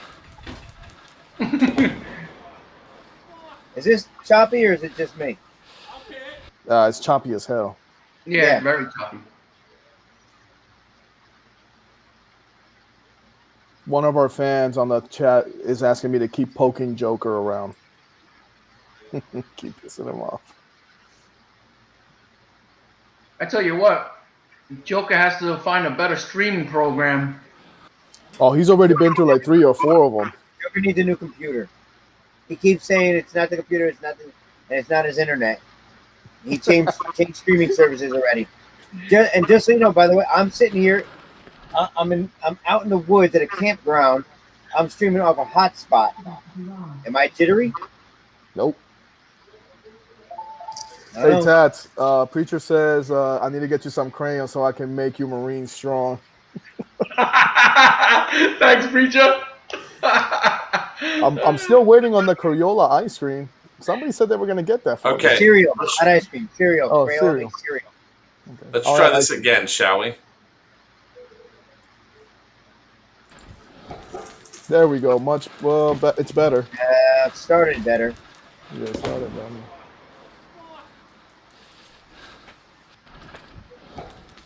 What just happened there? All I heard was, The guy, the nade came out of his pocket. It ignited. He killed himself. Yeah, and it wasn't a grenade. It wasn't a grenade. It was a tag launch. It was a tag shell. It actually hit the ground and shot him in the leg. He shot himself in the leg with a Reaper round. No, it didn't shoot. No, it didn't hit him. It shot over on the wall. No, it hit his leg. Yeah, he said it hit his leg. Yeah, I talked to him about it. It actually hit him in his own leg. I could not stop laughing that he blew himself up. You're welcome, Augie. My pleasure.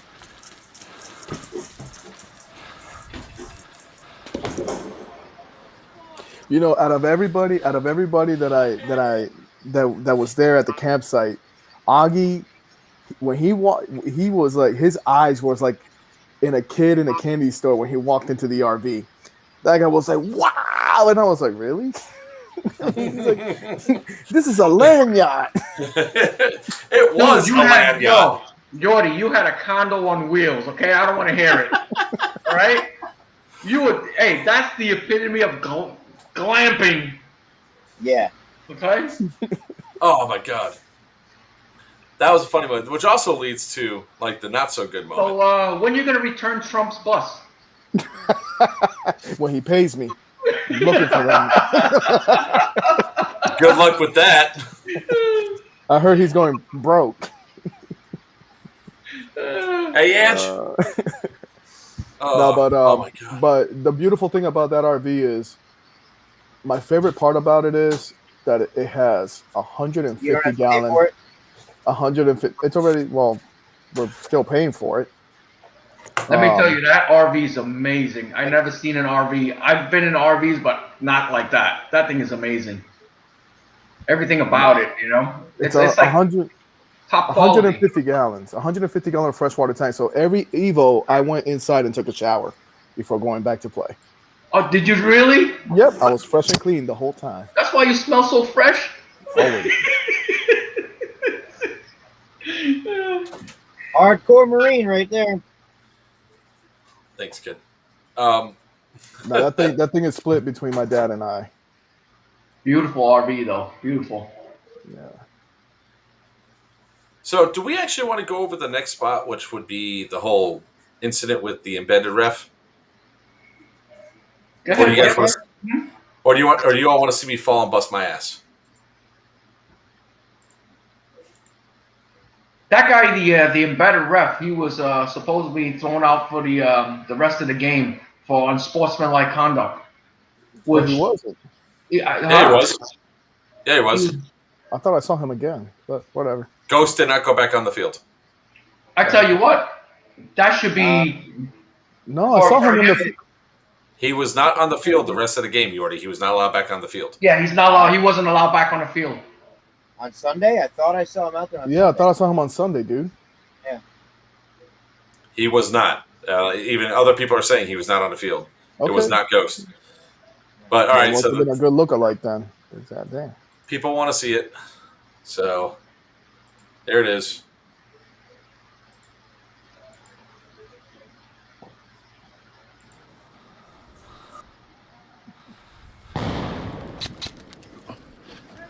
Fix it. Fix it. Fix what? It's choppy, dude. It's like jumping every 2 seconds or some shit like that. Close to 37 other tabs you have open. No porn during stream night. I don't have any other tabs open. I literally shut them all down for this. That is correct, Damien. That's the same guy you had a problem issue with at the last Mayhem Mill. That's correct, Damien. That guy's just trouble. That guy. He didn't like us from the beginning. You know what? I do like their name though. Their team name, Green Mountain Dew Rangers or something like that. That was pretty. Yeah, that's pretty freaking sick. It's funny you say that. Because I had an opposite situation. Yeah, I never met the guy before. Knew nothing about him. Knew nothing about your relationship with him. Anything like that. We had a phenomenal engagement with their team. And we'll talk about it in a minute because it was actually them aside. It was a great engagement. But when I heard that all happened and he was ejected from the game and all that, it was confusing to me because that was not the same guy that I had just met, like, what, half hour prior or whatever it was, Jordy? Yeah, it was like about half hour. I want to talk about the engagement anyway, whether it's him or otherwise. It was a great engagement. But I tell you what, we played with them. A lot of guys on our team are really, really good guys. The Green Mountain Dew Rangers, they're actually cool dudes. But that guy Ghost, he's just a bad apple. He gives that whole team a bad name. Is he like the leader? Is he like the leader? I don't know what he is, but you know, he's just he just gives the team a bad name. That guy. Okay, let's try this now, and let's try. I'm gonna take myself out again.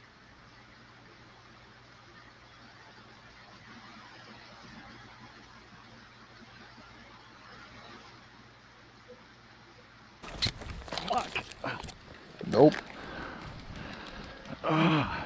I think it's just the streaming service he's using. I think that's what caused it. No, it's got to be a resource thing. I had too much stuff there. It's his $10,000 computer can't hack it. Let me ask you: Is it choppy on your end? It's not, right? It's smooth on my end. See, so it's the streaming service. No, it's. I have a feeling I know what it is. I might have to restart real quick. So let me restart real quick. You guys talk about what happened there, and I'll be right back. So the engagement that Jordy and I got in, where I met DMDR, Jordy and I broke off. We were actually outside engaging. We were with I was only with Echo 4, and half Echo 4 got killed, and then they decided to stop that engagement. Jordy's like, let's go somewhere. I'm like, I'm not done. I want to get into a fight. Let's figure out what to do. The reason why I said let's go because Mr. Badass over here with his by no means am I. With his awesome builds that outshoots anything I've seen out there so far, he can engage in me. I'm with little old AEG over here, and I'm like, I can't even reach that far, so I'm just gonna sit there in the sun waiting for him to test his gun. No, let's go. So we move inside, and we're kind of moving about, and we get to I forget where the area was. We get to one of the areas, and we see way off in the distance every bit of room. It's the room right before their spawn. That's where we were at. And we see them walking. And I see like 1, 2, and then like a group of 3, and then honestly, at least like dozen and a half walking along, and I'm like, is that their spawn? And you're like, no, it's not their spawn. I'm like, all right, hang on. So I start walking. I go behind this giant transformer, find my way back, and I kind of squat down. I'm hidden. I'm up, and you're like, dude, they're walking towards us. I'm like, all right, I'm here, and I'm waiting, and they have no idea we're there.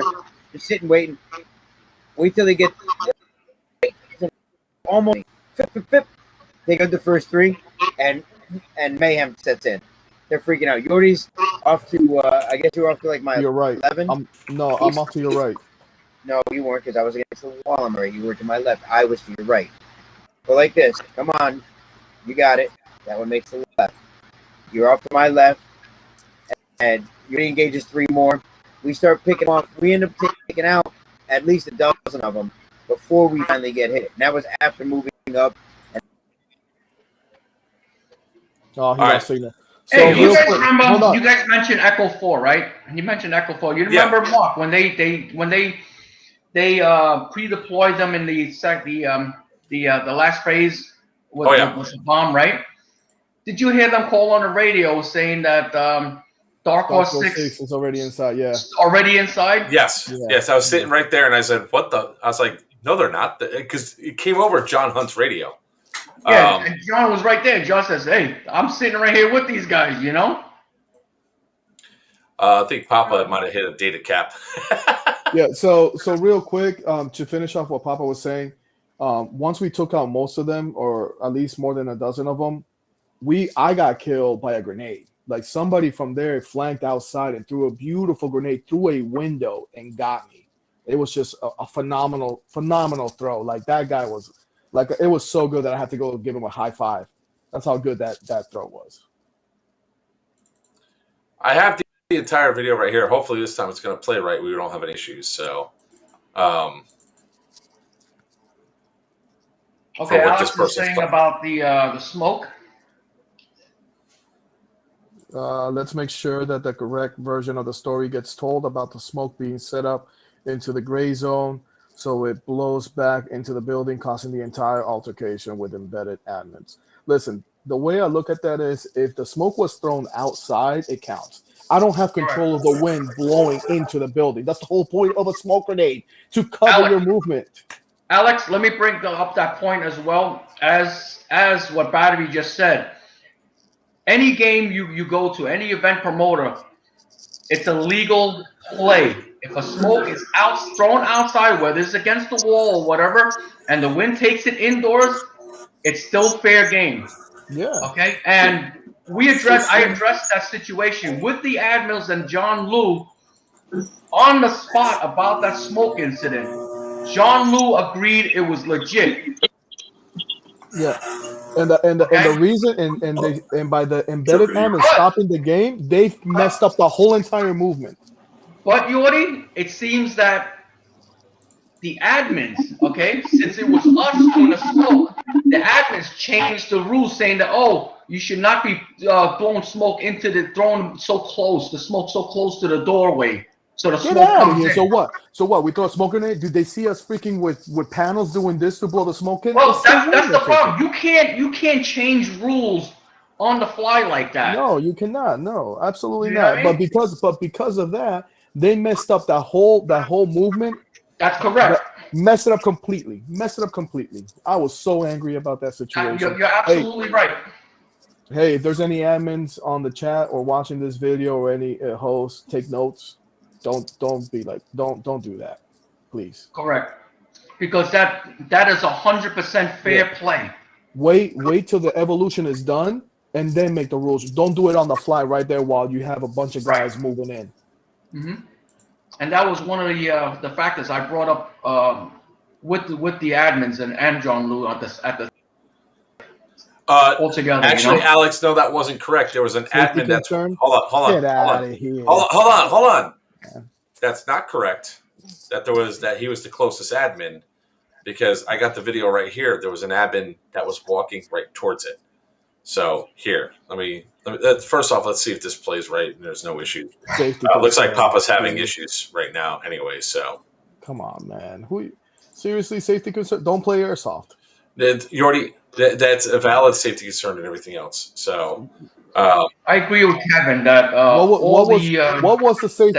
What was the safety concern? Because that smoke was nowhere near the doorway.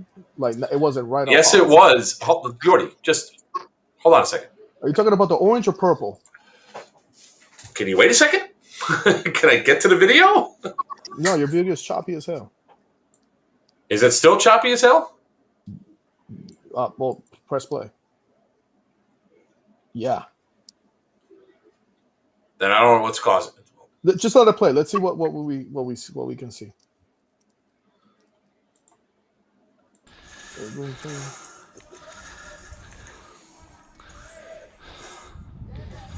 I didn't shoot you. I didn't see the green smoke, brother. I shot in there. Whatever. Whatever. Hey, do me a favor.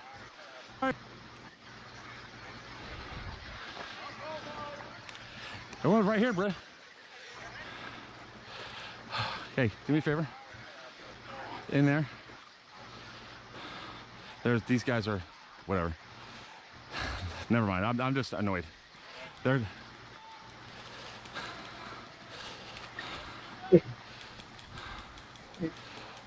Talking in broken sentences.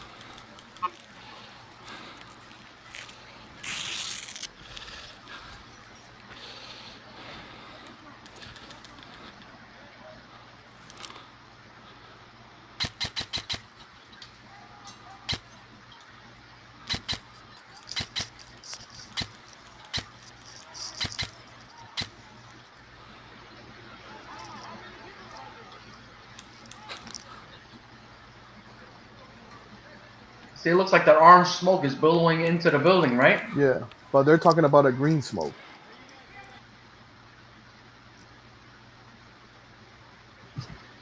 Okay, I see a green smoke there. Yes, I agree with you, Kevin. Like I said, Joker's famous breath. Yeah. Okay, so Tats, were you there? No, I was told of this, so I had to bring it up to the admin because I questioned my teammates. I said, was there any smoke thrown into the building? Because if it is, it's illegal. If it's lit outside, it's fair game. Okay, so Joker, what were you gonna say? So the guy was holding the smoke on the door? No. When he threw it, it's about 5 feet off the door. It's right there, right between Bangham's legs. It's outside. It's not inside. Correct. It was outside. So what's the safety concern now? Please, somebody explain to me the safety concern. The safety concern is people with asthma and other breathing issues and all that. When all the smoke goes inside of the building. Are you kidding me? No. Stop. No, you stop. No. It's an insurance. No.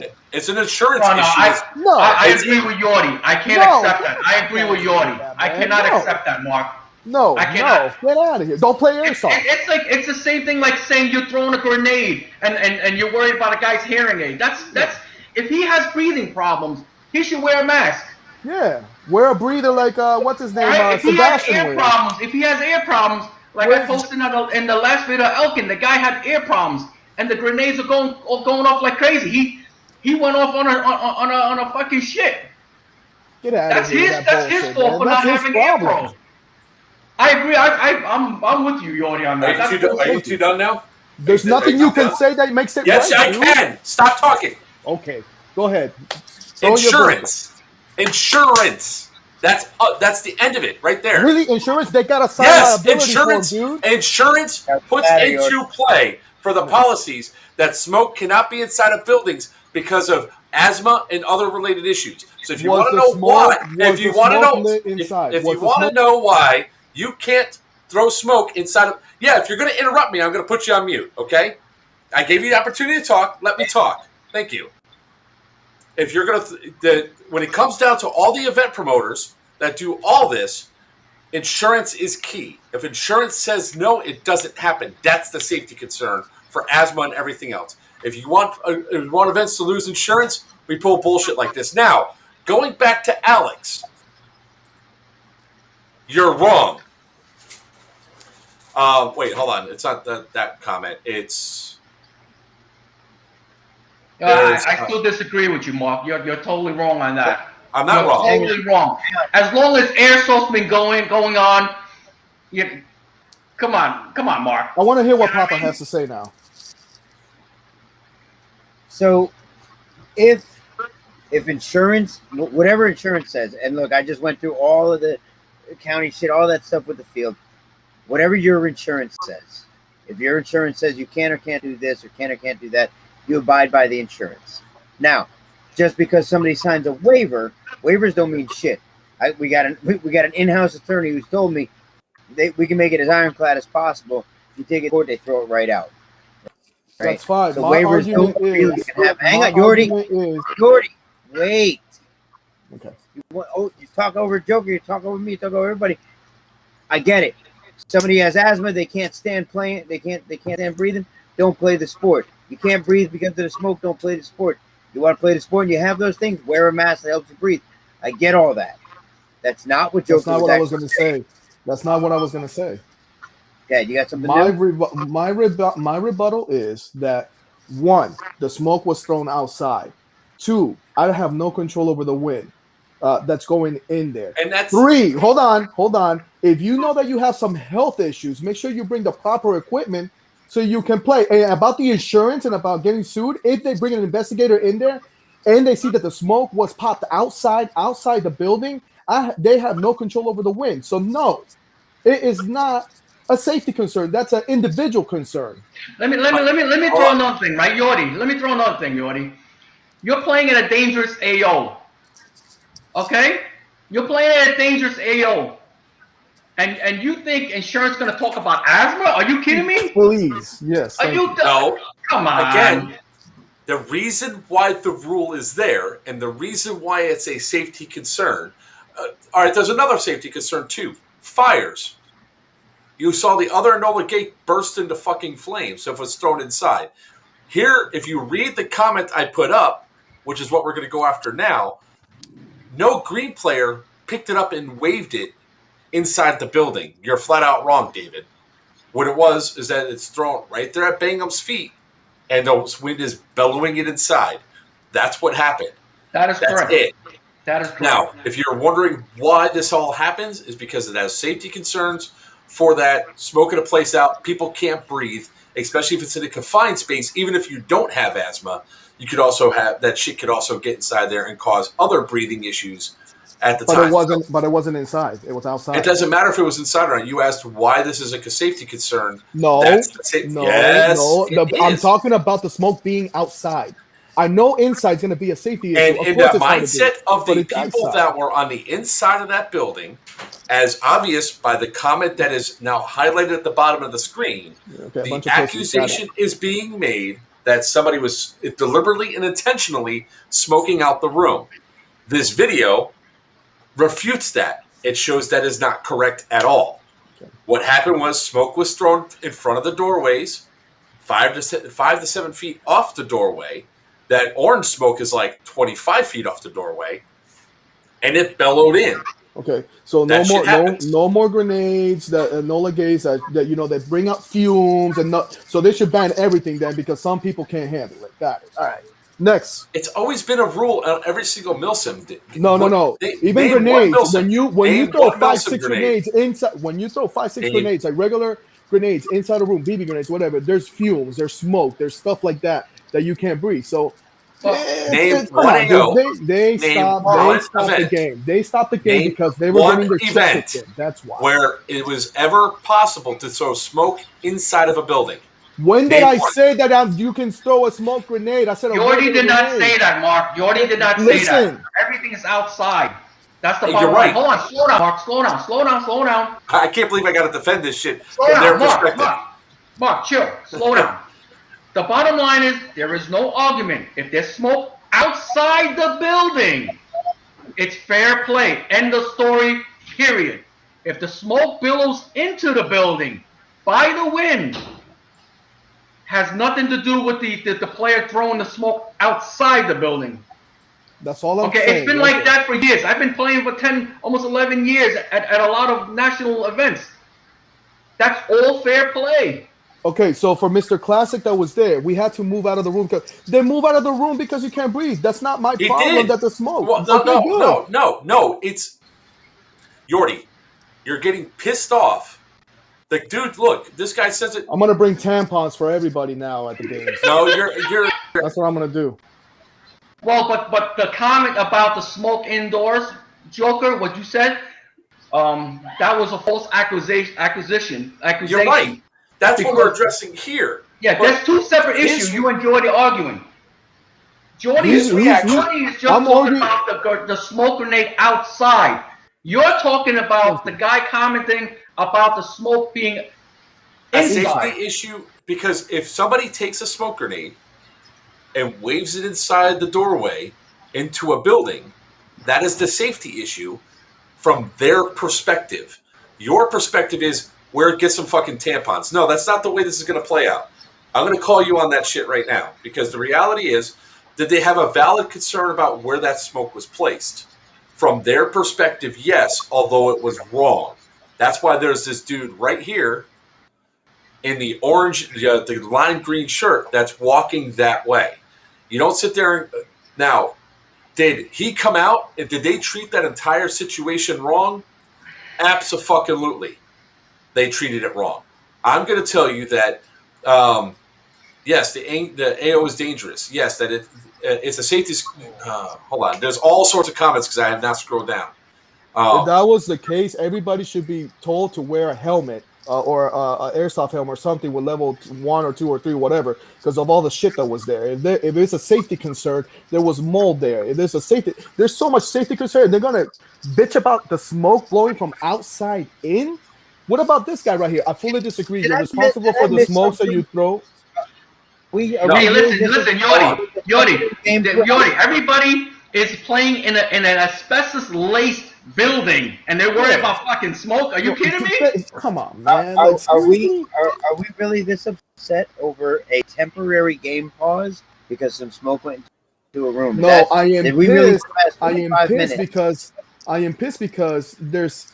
It's airsoft. You're going in. You should go like there's an expectation of there are going to be some dangers here. But if you know that you got asthma and you know you bring your proper PPE to play correctly. Don't stop the game because you can't have because you didn't come. No, you're yelling at imaginary people who weren't responsible for this.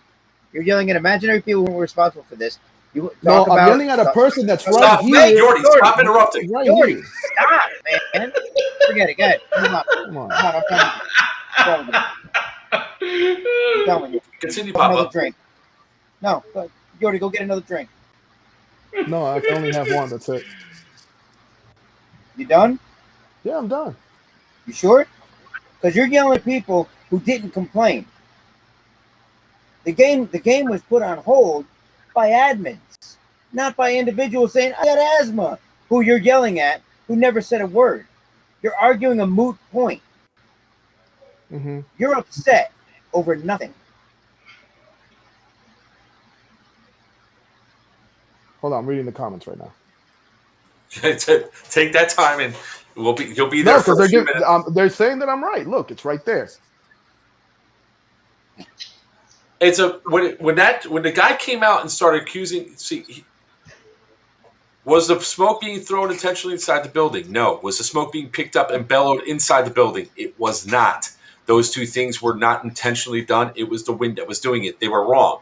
Was Ghost right in the sense of stopping it right then and there because of the safety concern?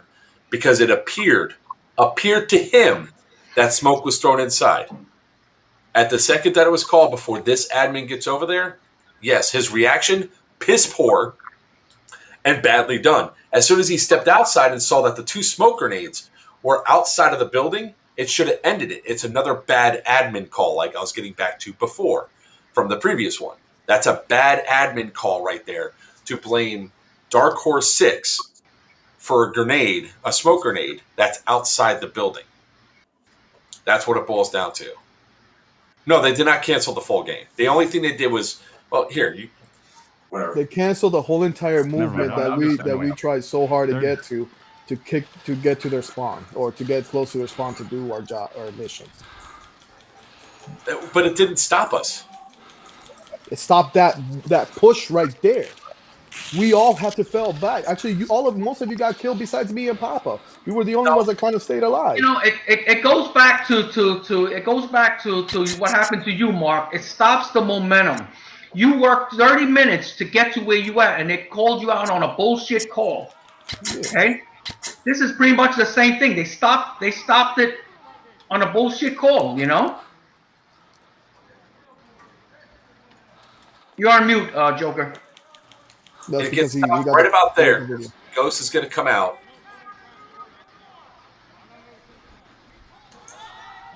There he is. Now.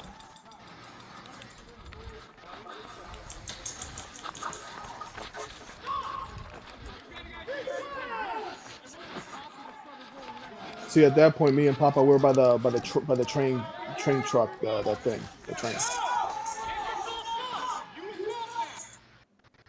This is when I stopped because I have no idea what the fuck's going on.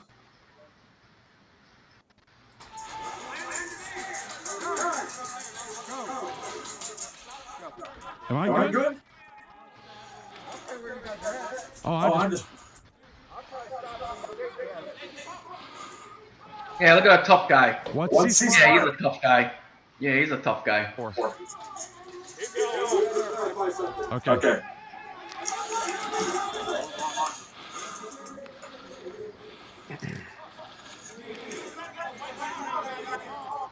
Now, I'm just going to say from this side, where I'm looking at right now, it looks like almost everybody over there is dead. So when I'm looking over there, Bangham's fired up. He's pissed off, rightfully so, for what the stuff was said. All right, Bangham, the ceasefire I heard came from inside. The dude that stepped out of the building, he yelled ceasefire. So it didn't stop the push, except for maybe everybody still being upset over here. Because I'm still playing. I'm about to push that door. Yeah, but the ones that we were out there on the outside where the train car is, and that thing, we all stopped. We were all confused because we couldn't hear. All we heard was ceasefire, and we were in movement. And now that gave Tam the opportunity to reset and hide. Is the video coming through smoother now? No, still choppy, dude. I'll bet. Yeah, it's still choppy, but it's better. Oh shit! Exactly, Stefan. Exactly. We stopped pushing because they stopped it. Zach, all right. I'll address this one. The rest of the Dark Horse 6 guys, nobody else can do it. I'll do it from this spot. What I heard was Ghost calling Dark Horse 6 goddamn cheaters for throwing the smoke. That's what I heard from my position. I also said that we suck. Why do you guys cheat anyway? That was exact words. So from that point, no matter how pissed off he was and all that shit that went down, that wasn't cool. I already said I had a positive experience with him. I'll pull up my experience, which was positive. Yordi and Papa both had a positive experience. A very positive experience. It was understand amazing. That Dark Horse 6 is rightfully upset because their team got called out for a smoke issue that they didn't even throw the orange smoke. That was somebody else. And they certainly didn't appreciate being called cheaters for, as that one dude that came on here and said, waving the smoke inside the building. He didn't do that at all. So understand, in the heat of the moment, we go back through and look at these videos, we can call ourselves out for what we did wrong. Like I called myself out wrong for getting almost medic 3 times. I can address that. There you go. Bangham just posted it because Bangham was fired up. He was right there. Dark Horse 6, you suck, so why cheat? Was his exact words. And how that tells you about him. How good is he really a person if he goes out and just blatantly says that? But I have no respect for him. And that's just, you have a right to be pissed off until he apologizes. Like I have a right to be pissed off at the head of operations for Lion Claw Southeast until apologies and everything else are issued and handshakes are done.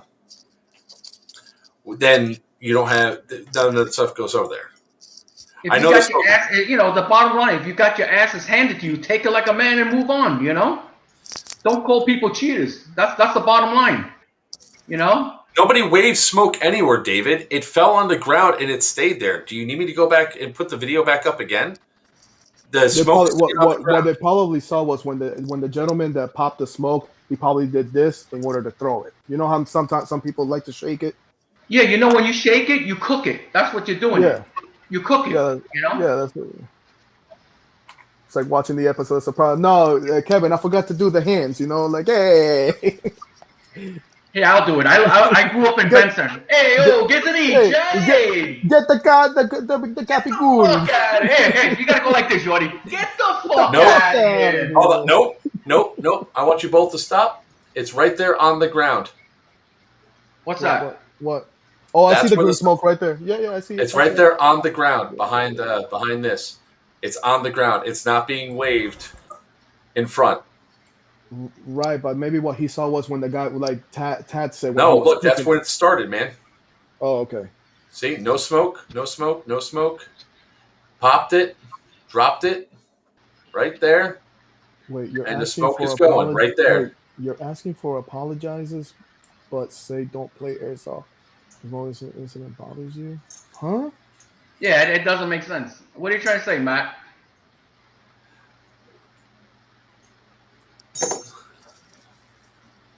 Wave the smoking doorway in the building. We're not asking for any apologies. You know, I'm not asking for an apology. I don't know No, what he's talking exactly. about. I'm the one that mentioned an apology. I'm not a member of Dark Horse 6. I just play with Dark Oh. Horse 6. There's a difference. I'm saying that when it comes down to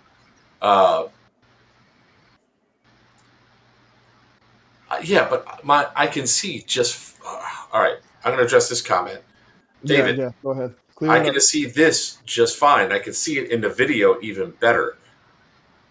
So he didn't wave it. He didn't put it in there, and this is the sort of stuff that is going to be what people knock heads about.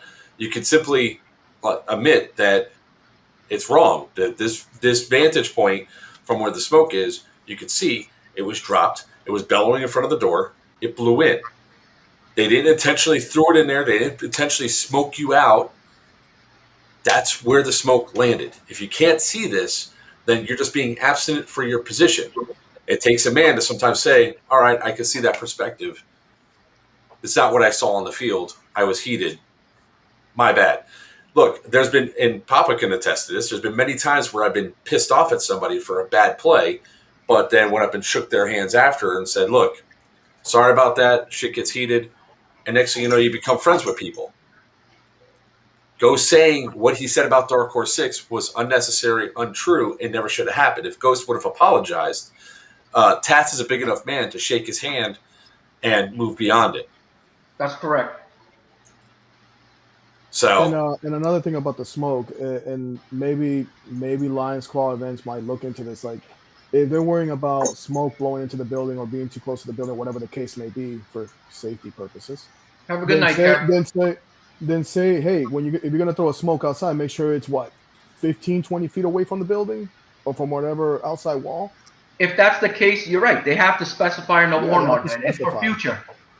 You know, it has to be at least about 15 feet away. But there's nothing in the rules that said, let's say I'm going to throw a smoke and I'm intentionally going to throw the smoke right next to the opening. There's no rules that say, hey, it's outside. To be honest with you, every event promoter, that's a legal play, Jordy. No, there's. I think TC8 says you have to be 20 feet from a doorway. Okay, that's fine. Oh, man, Bangham just put it up there. Oh, Bangham said it was thrown 20 feet from the doorway, I guess, from the buildings. No, that is not 20 feet. That is right.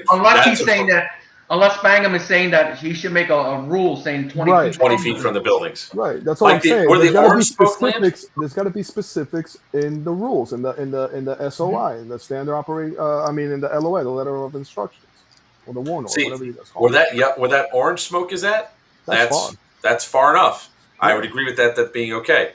And you can see the smoke billowing it, that orange smoke billowing it into the building. You can see it too. Oh yeah, when it gets going, you can definitely see it. Mm-hmm. Yeah, it actually covered the whole doorway, the orange smoke. Yeah. And right there, I dude, I feel sorry. When I went inside that building, it was still smoky. Because I went inside and ran across the thing. That's so the point of a smoke grenade.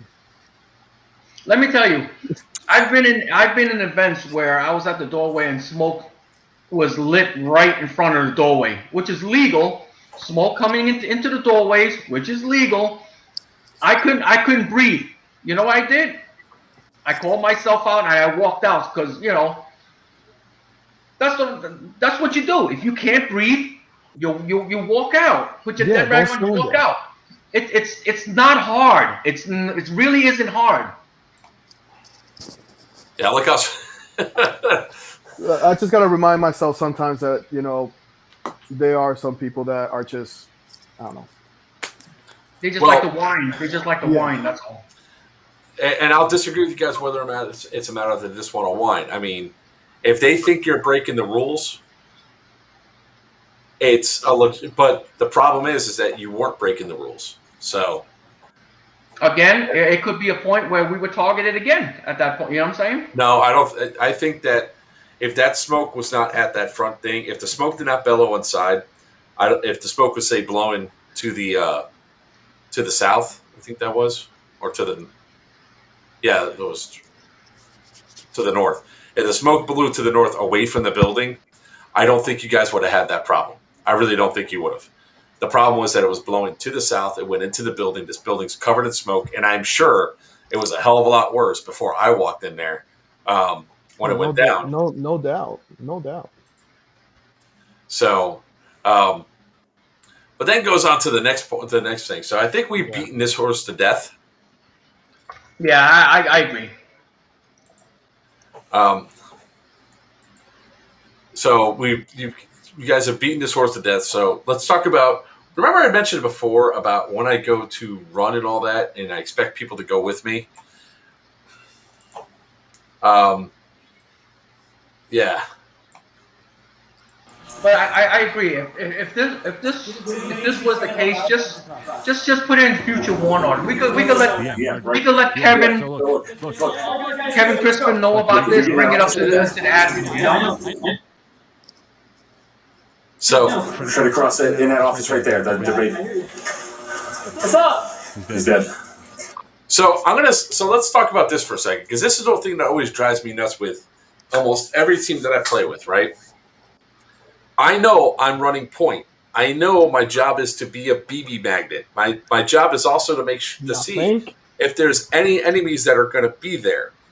But if you make a comment that we're all going to be moving that way, and I say, okay, ready? Let's go. And they say go, and I do this. Ready? Ready? Let's go. Moving. I don't hear nobody behind you. Look at Joker cut those. After that. Shit. Big boy can move. Props to that TAM player, because he said your knife dropped, and I said, oh shit. He goes, don't worry, I got it for you. That was cool on his part. Nobody followed me. That looked like Echo 4 behind you, though. Go. See, because you don't have that leadership quality to make people follow you. Yeah, you suck. That was... I got you. I got the Joker. Wait, Tats. Check this out. Who's going to take a guy with blue Nike right seriously? Who's going to take a guy with blue Nike seriously?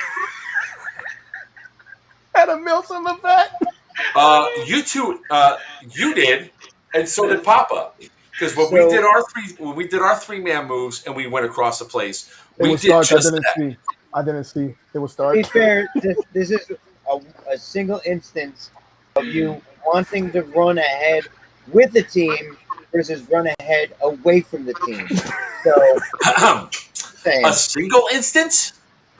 This is a single instance where somebody didn't follow you versus you running away so that they can't follow you, or choose not to follow you. A single instance? Yeah. Look at what Stefan wrote. He ain't follow no dude in blue shoes. Oh my god. You know what, Papa? You know what? I wasn't the one. Let's play that back. Was I the one to give the order to move? Yeah, but you were in front of Skywalker. You don't go in front of Skywalker. That's a big no-no. Skywalker should have been in front of me. Well, look at how big you are. Look at how big you are. You were covering the whole doorway. He tapped me and said, "Go." Have I went. Move out of the way. Have you ever actually played with Echo 4 before? They don't play well with other teams. They play great with themselves. They don't play well with other teams. That's why I got mad at Ghosty. Ghosty grabbed me and tried to manhandle me because somebody was shooting at us, and I told him, don't ever touch me again. They play a certain way. Let me tell you. Mando Ghost was with me almost all weekend. I give him props. He was pretty much like my right-hand man. He medicked me so many times. He stuck with the team. He was not like basically bringing Echo 4 qualities. He was actually team player right there. No, yeah, he's played with them for so long that he's used to translating real world to airsoft. So like when he grabbed me, and I almost fell because of the way he grabbed me. Yeah, I don't touch me like that. I was with you. Hey, Papa, I was with you. You know what your exact words? Yeah. Don't ever touch me like that again. Yeah, I know. That was your exact words. I was standing right there. I know it was. Don't ever grab me like that again. I'm a grown ass man. I don't need to be grabbed like that. Yeah. So this weekend there was a couple instances where it's like, all right, how are we going to go get to the what was it? The chemicals, I think it was. Are we going to show the good stuff soon, or are we still on the negatives? No, that was a good stuff right there. That was good. Oh, making fun of Dark Horse 6 is always good stuff for me. Are you guys seeing this? Yes, I'm seeing that. So I think it was the chemicals. I think it was the chemicals that we had to go get. This is when my battery died, which was just an epic moment of fuckery in itself. But when we went to go do that, they're like, "How do we go there?" I was like, "I know a path that we could take. Let's go." And Ghosty, myself, I believe you were with us too, right, Yordi? Yes. Yeah. So we're leading the way, and that's just like everybody follow Joker. He knows where to go. Yep. And we pushed through, and it's like each time that we kept going up, it was like, "Come on, guys, we got to keep moving. We got to keep moving. We got to keep moving. We can't stop." I lost you. Remember, I lost you halfway because I got engaged. You guys turned the corner, and I got engaged by two guys. And then when I finished, I hit them. I got them both. They both called hit, and I turned. You guys were gone, like disappeared. I'm like, I'm by myself now. I'm like, no, that was a different. No, I'm talking about when we were with all of Dark Horse 6. This would have been Evo. The second Evo on Saturday. Papa wasn't there. Papa stayed out that game. Oh yeah. So when we were all with Dark Horses, you stayed with me, and so did Stretch, and that pickup kid that we got, the rando. Yeah. So we're going through. We go to that one area that has the rubble pile in the middle and all that. And we're getting up there, and it's like, all right. We got to move over to that building right there. It's clear. It's clear. I'm yelling to Steve. I'm going through. I was like, we're ready to move. Steve goes, he goes, listen, everybody follow Joker. Go. I was like, we're leaving. 3, 2, 1. Go, go, go, go, go. 4 of us right across. Actually, 3 of us made it in. You, Yordi, myself, and that random guy. We took that building where we had the issue with the ref. Yep. I turned around. I was like, where the hell is Dark Horse 6? Where the hell is all of Dark Horse 6? When I heard you on the radio saying it's like herding cats, I almost fucking. That wasn't me. No. That was Stefan. That was Stefan. I started. Oh my god, that shit was funny. Cracking up so bad. As soon as we took out those 2 guys at the doorway. So this is the conversation we're gonna have now. I ended up rounding up the guys, and then we moved up towards you. That's exactly what happened. So we had a time crunch. So there's a couple things that we have to go through. We're trying to get these chemical weapons, and there's a time crunch, right? These chemical weapons, time crunch. We're pushing forward. We're moving so well, getting through and going and doing these fast little jumps and everything else until you guys got into that one room where you're like, we gotta kill everything. We gotta kill everything. We gotta kill everything. There's 2 assholes outside the loading dock. The door is 300 feet away from the loading dock, or 150 feet away from the loading dock. Hold on. No, I'm finished. No, it's my turn to talk. Okay, I'll let you talk next. Okay. We were to go across that area and get into that building and then get to the other office to circumvent all of them because there was a group of tan that was respawning. We wanted to get ahead of them as fast as possible and get away from them and get to the spot because if we cut them off, they were not going to be able to come up. That was the game plan in that room. So when it was time to go, 2 guys showed up, and then now here we have 15 people dealing with 2 guys. When if everybody would have just went out, or at least the majority of the squad would have went out, cut across that place that we had, we would have had that one building secured. We then would have went over. So each time we went to go do the jumping part, when I'm on the radio yelling, "It's fucking clear! Come on now!" And you guys posted in the windows looking at me. I was like, "It's clear! Run!" Well, no, that's when Steven goes, "We're trying, Joker. It's like herding cats." Okay, so my point is, what I see my guys doing, what they were doing, you have to take them out, because if you don't, you move forward, they're gonna come up from behind, and you're gonna have problems from there on out. If nobody's watching the 6. Okay. That's you fine. have to clear a room before you move to the next room. Okay, well, that's how you do it. The room that you're trying to clear is a big ass loading dock with hardly any cover that those guys behind the door will keep you guys stationary. That's the thing that was. You have to take them out. No. Our job as QRF for that mission was to get to those chemical weapons, not deal with 2 dudes standing on a loading dock. So this is the tactical side of it, right? This is going to be where our methods clash. The problem was when you guys went in there, you went beyond the doorway and toward those double doors and took up positions to hold those double doors. Our mission wasn't to stay in that room. Our mission was to go through that room, go across and over. That's why there's 2 fire teams. Where was your fire team? That's the question. There's 2 fire teams. Where's your fire team? Well, you're trying to figure out where the hell you went, dude. I was standing right beside you, and I pointed out where we're going. 2 other guys came with me. The problem was that when you guys get into those positions and you lock down into those positions, and then you were there, we needed the entire force to secure those chemical weapons. So well, here's the thing, Mark. But you don't wait for anybody else to stack up before you move. I did wait. I did wait. Hold on. To Mark's defense on that, when we did that movement, I think Mark said, "Hey," because I had the 6 of you and the Rando and myself. Yeah. I went back and I told whoever went through the door, I'm like, "Hey, we're pushing. Follow us." Because Mark said, "Like, hey, tell them that we're going. We're leaving. We got to." No, it's not just that. I said that to the people that were on the other side of the room. We had 7 people on that wall. I pointed out where we were going through the window. So what happened was, and this is not like a yelling match, guys. I guess I should tone it down and tone the energy. Yeah, I wasn't with you, Mark, so I couldn't really say. You were there. You were in the center. You were in the center of the room, though, because the focus was as soon as you saw enemy coming, you thought you had to deal with that threat immediately.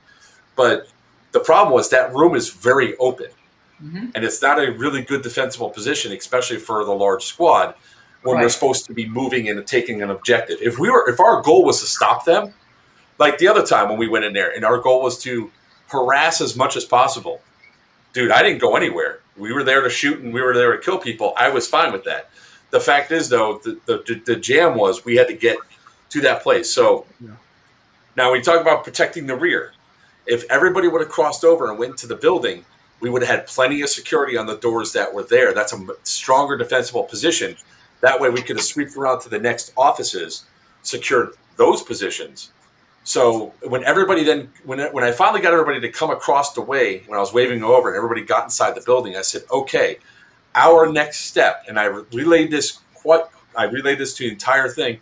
We're going to go through this door, cut around, and go into that office and secure those offices, because then we can go up the backside and go up to the where those things were. This was relayed to a large portion. I turned around and said, "Are we ready to go?" And I turned to Stretch, and Stretch says, "We're good. Let's go." We are, and I said, and I did my, "We are leaving. Go, go, go." We went out. This time I had Stretch. I believe Steven was with us. You just said it right there. Stretch was with you. So Stretch should have been more vocal and say, "Go, everybody, let's go, move, move." He did. The problem was so many people were now in this new spot that you were so set on setting up your security. we weren't going to be there long enough to set security. We were there to move. It was a. Well, how's that the point? If you're the only one that already went into the build and you turned around, there was nobody there. So the question is, where was Stretch? When we were in the white building, I'll call it the white building. The long white one that was facing out. Well, you didn't answer my question. I'm answering it now. So in the white building, when I was at the door that we were going to cut through, Stretch was right behind me. I stepped back through to make sure everybody was in. I looked down the line. I said, look, we're going to go out this back door. I relayed the message of where we were going because you told me to lead the way. And I was leading the way. And I said, and then I went back and took the point position, which is my job to get shot. And then I said, are we ready to go? Stretch was in the doorway to the long hallway. We were in a small room. He was in there. And we're like, we're ready to go. Let's go. And I heard the call of move, move, move as I'm going out. So the call went out. The problem was so many people. Who made the call? Who made the call, Mark? I made the call that I said. Who made the call to move? Who said move, move, move? I said 3, 2, 1, move, and then as soon as I opened the door, Stretch and the call. You already said move, and then Stretch said behind me as well. We did a call back to move. The thing is that when people go into those things, you guys have a set SOP that you guys do. When you get into a position, you set up security. And the problem is sometimes you guys get set into security and you start focusing on anything but how the movement was supposed to go. So then we went around the other side. We got into the other thing. Then I did a head count. I stopped. Did a head count, realized there was only 5 of us in there. I was like, motherfucker. That's when Stretch called over the radio. I said, they don't know where we're going. I was like, I'll go back and get them. Tell them Joker's going to be stupid. Joker's going to be stupid to come get you. Ran back, brought those that were remaining back with us so we can go down the backside. As soon as we got upstairs, we only had 7 guys out of the, 18 that were with us? And then they called off the objective anyway. Okay, yeah, I was just trying to figure out where the breakdown of communication was. That's all. I think what the breakdown of communication is, I think where the breakdown of communication is that you have somebody that's. Okay, Baggins said who was Alpha Team's point man? That was Jared. Point man, huh? Stretch. Was Stretch. Right, that was Stretch. But I was in charge of getting the entire platoon, if you will, to that objective. Right, because lead to the objective. Yeah, correct. You knew how to get there. Hey, Stefan, I understand what you're saying, that you turn your back and then we lost him. Same thing happens to me, bro. I know Joker doesn't look like Slim, but he's like the Hayabusa of airsoft, big and fast. I'm like a freight train. Once I get moving, it takes a long time to stop. It's like a Hayabusa. It's got that wide body, right? You know what? Actually, what the real problem is the difference in tactics, and some people not accepting other people's types of tactics. You're guilty of that, but you're not the only one who is. When you're talking about accepting, Papa, I think it's just getting used to, acclimated. I think that's probably the better term. You know what I mean? Yeah, but let Papa finish. So Joker definitely has a particular gameplay. Absolutely, you know, anybody who play with him knows for sure he's got a gameplay, and it works for him. So it's very hard to say, hey, do it this way this time, because his gameplay absolutely works. His gameplay does not work for me. I don't play his game style. His gameplay works. His gameplay works in local arenas, not in Milsim. It does not work in Milsim. No, I would just. I've seen it work in Milsim for him. No, I disagree with that.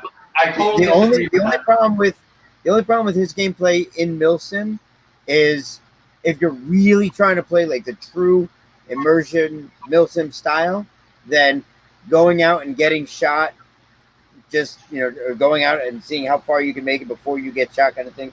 That's technically not a Milsim thing, but I've seen him be successful in Milsim events by just pushing where others were laying back, trying to be a little more tactical. It's called reckless abandon. Yes. Joker's a guerrilla. He does guerrilla warfare. That's what he does. No, Hold on. I'm just breaking Joker's balls. Stop. Just 1 second, guys. Hold on. First, I want to. Okay. So, Bangham, I was point man. I was through every door because I knew where to go. And each time I went up to the next spot that we were stopping at, because we had to move fast to get to the thing, because we had a time frame, I was always going there.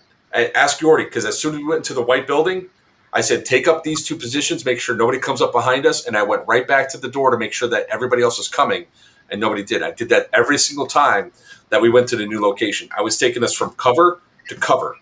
Cover that was also defendable. You know, I don't say like take everybody to the center of a room and hide behind one pillar.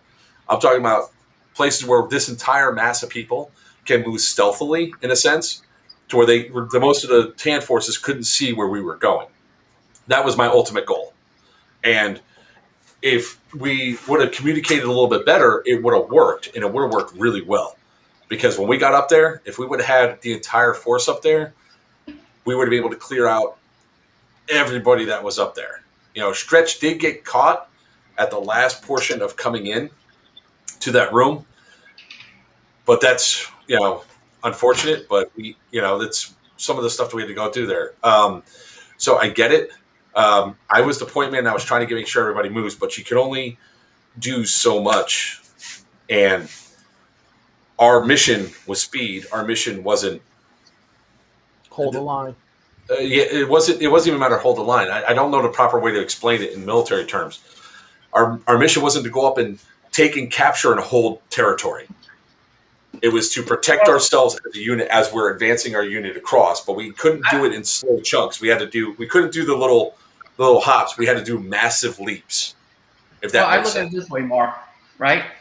If you're the only one that moves and there's nobody else, it can't be everybody. So I had 3 people with me. So it had to be you. People. No, 3 people. Well, it's. It's just a matter of time. Just get acclimated with how you play. That's all it is. But Tats, there is a method. There is a method to his madness. I agree. One thing that I did learn from Joker was the faster once you get in cover, right? Once you move to point A to point B, and you get out of point B to point C. Steven got it perfectly. The faster you get out of there, that's a great defense, because now the enemy's like, wait, I think they're over there, and we're already like 2-3 steps ahead of them. Well, me and Joker always talked about it. Me and Joker, what Steven's saying right there, me and Joker talked about this so many times, because you have a difference in style of play. We're a Milsim team. We move and we clear more rooms as we move. We just don't, just run from point A to point B. We actually surveil the area. You know what I mean? I think that's the misconception where a lot of people think that I just run from point A to point B and I don't secure rooms. The rooms I take are not large rooms. Like the largest room that we went into, if you notice the pathway that we took, the largest room that we were in was that one bay room that we had to take to bypass to get over to the small area. Remember? Uh-huh. That small thing. Because all those things I want to do is I want to be able to take the room easily and be able to secure it easily, so that way we can get people set to move to the next one quickly. So it's not a matter of I'm being, we joke around and we say, oh, Joker runs with reckless abandon. Look, if it's my tactic and my call to make the move, I want to be the person getting hit, and I will take the bleed out so other people can still go and play through. So that was my portion of the thing that was here. And when you said, all right, we're going to do what you do, you're right. We just have to work out some more of the bugs, because I will be your person that you say, we need to take that room, and I'll be the first person to go run up to that doorway and be like, YOLO. Jordy and I encountered something, and he heard me say it more than once. I think he heard me say it more than once. We were with a couple of different groups at one point, and I'm like, why are we fighting here? Why are we here doing what we're doing? Why not move on? It's not. Sometimes it's not about staying and fighting. Knowing the mission, and I think Tats, I think you were saying that, knowing the mission that you're there for. Sometimes you're there to fight. Sometimes you're there to distract. Sometimes you're there to acquire. Sometimes you're just there to pass through. Knowing the mission, knowing the reason you're there. If you're doing the wrong thing at the wrong time, then it messes the whole thing up. Mm-hmm. Yep. Just like we did with our intel run, Papa. Our original mission was to go look for objectives and all that, and our mission, but it was also to be disruptive as possible because we were a recon team. The three of us were recon to go find stuff. As soon as we had a whole lot of stuff that way, what did we say? We got to get this stuff back. Yeah. No, like you said, all that joking around, Mark. Go ahead. All that joking around. I get what you're saying, Mark. All that, we joke around a lot, but I get your purpose. You get your a couple guys get through there, and then basically, we get the rest of the crew there. You know what I mean? To that point. Yeah. So and I get it. Once we get into that room, we could have took security in that room. I get it though. I get what you're saying. Yeah. So when we decided when we were doing our we call it the hood rat shit, we got all that intel. We realized how much shit we had. Now it's time to get the shit back. And when we did a fast. It was not a tactical retreat whatsoever. No, it was not. And Joker actually took that was also what he did. He actually stayed back and actually defended. I actually linked up with another group of guys. I forgot the name of the team, but they put me right in the middle. I told them like, "Hey, we got intel," and the other guy was like, "Yeah, I got 3 intels." I'm like, "All right, we got to get back," and we just like clear rooms going. I don't know what Joker did, but me and these other guys, we were clearing. When we got to the center. Yeah. We knew that there was that one pathway, and we thought they were green. It turns out they were tan. When you guys took fire, I was exposed. There was nothing I could do except press them, and I did. The good thing is, me and the other gentleman that had the intel, we made it back, and we turned in our intel. Yeah. So, it's a matter of the way tactics flow and everything else. Depends, obviously, on the situation. Now we have hit the 3 hour mark, so. On a whole, I think to wrap some stuff up, good conversation. Good conversation. It was a good conversation. We like to bust each other's balls. That's fine, and have good things. We have some yelling matches and all that stuff, which is also fun. I don't like any of that stuff. No, you yelled at Yordi, and then you got mad and you got quiet and you said, "I'll talk when you stop talking." Actually, no, I got quiet long before that because y'all were talking about something that should have taken 15 seconds. It took 45 minutes. But hey, other than that, no, it was a great conversation. I really enjoyed the time on the stream. This was actually a good one. Yeah. We had to do this. We wanted to keep it. This was actually a good stream, I have to say, guys. Yeah. This was probably the most active / exciting / emotional stream that we've done. I think we had, actually, Joker. I would say check the metrics because I think we had more people in the comment section than we've ever had before. Yes, we did have some of the. Steven, shut up. You're welcome. You're welcome, Mr. Steven. Anytime you need me to argue with somebody, give me a call. Gotcha. I'll be your lawyer. Let me tell you, it was a great weekend with you guys. That's all I have to say. It was a great weekend. Thank you. It was an awesome weekend. I had a blast. On a whole, with like all the bitching and ranting that we did, it's stuff that's fixable, right? It's all stuff that's fixable. I would not write off Lion Claw events because of the experience I had this weekend or last weekend. I had a great Lions Claw event. I would appreciate an apology for what happened to me because I don't think it should have happened. I don't think it should happen to any player. Tats, I think that Ghost should apologize to you what he did to you. Like I said, for me, he called out a player. Hold on. Go ahead. Papa, go ahead. Real quick. So, and you know me, I like to play devil's advocate. Don't we all know? I'm not a fan of saying things the way Ghost said it. Does he feel justified in saying what he said? Okay, thank you, sir. I can't hear. He said it was definitely wrong. Hold on, Papa. There's sound going over you right now. I know. I'm trying to mute it. Sorry. That's all right. Start all over again. So saying and Taps way in the beginning of the stream was talking about like how we call each other out and things. If you think you hit someone, there's a way to say it. There's a gentle way to say it, and there's an angry way to say it. So the way Ghost said what he said to you, absolutely wrong. Did he feel justified in what he said, though? Was there any from his point of view? Could there be any justification? That's my whole point. If he had any type of proof that shows like my guys are cheating or whatnot, for him to blatantly call my guys cheaters and they suck, blah blah blah, where'd that come from? That's the question too. You know what I mean? It's like I addressed it in the beginning of the stream when I counted a TDZ guy. It was FO from TDZ. I didn't know it was me when we first, because it was dark in the area, so it was hard to see who shot who, and basically he came up to me. He goes, "Oh, I think I shot you."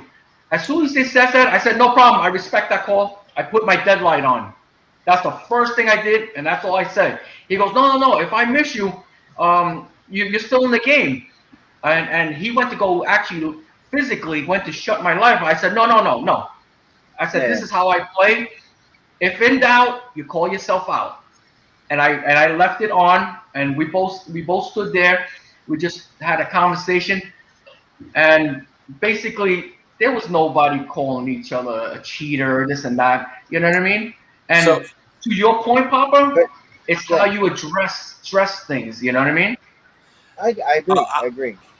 Okay, I'll say it this way because it's going to go right back and it'll keep being a circular argument. The thing is, it's when you have a good, well-known, solid team that performs well at every single event, and people get jealous, envious, or whatever term you want to use for it, or not understand how somebody could be as good as they are. As soon as they see something bad happen, they then think that the reason why they're as good as they are is because of they're always doing this bad thing. That's how they're good. So that's all it was. That's all it boiled down to. But I did want to do something which I promised I would do, which was to share the good experience with Ghost.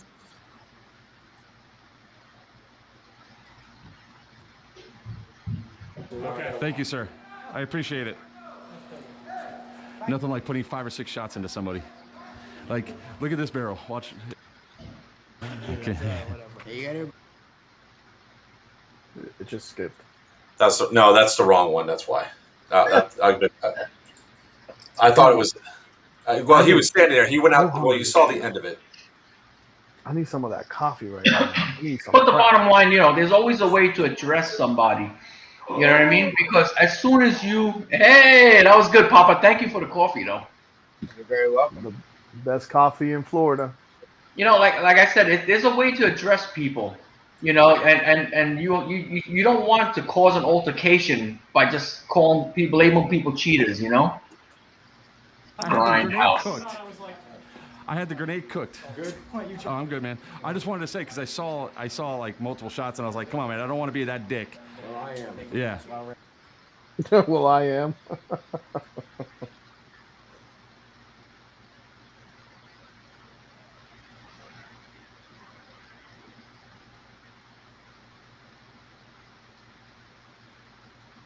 Way that you were out there and you signal.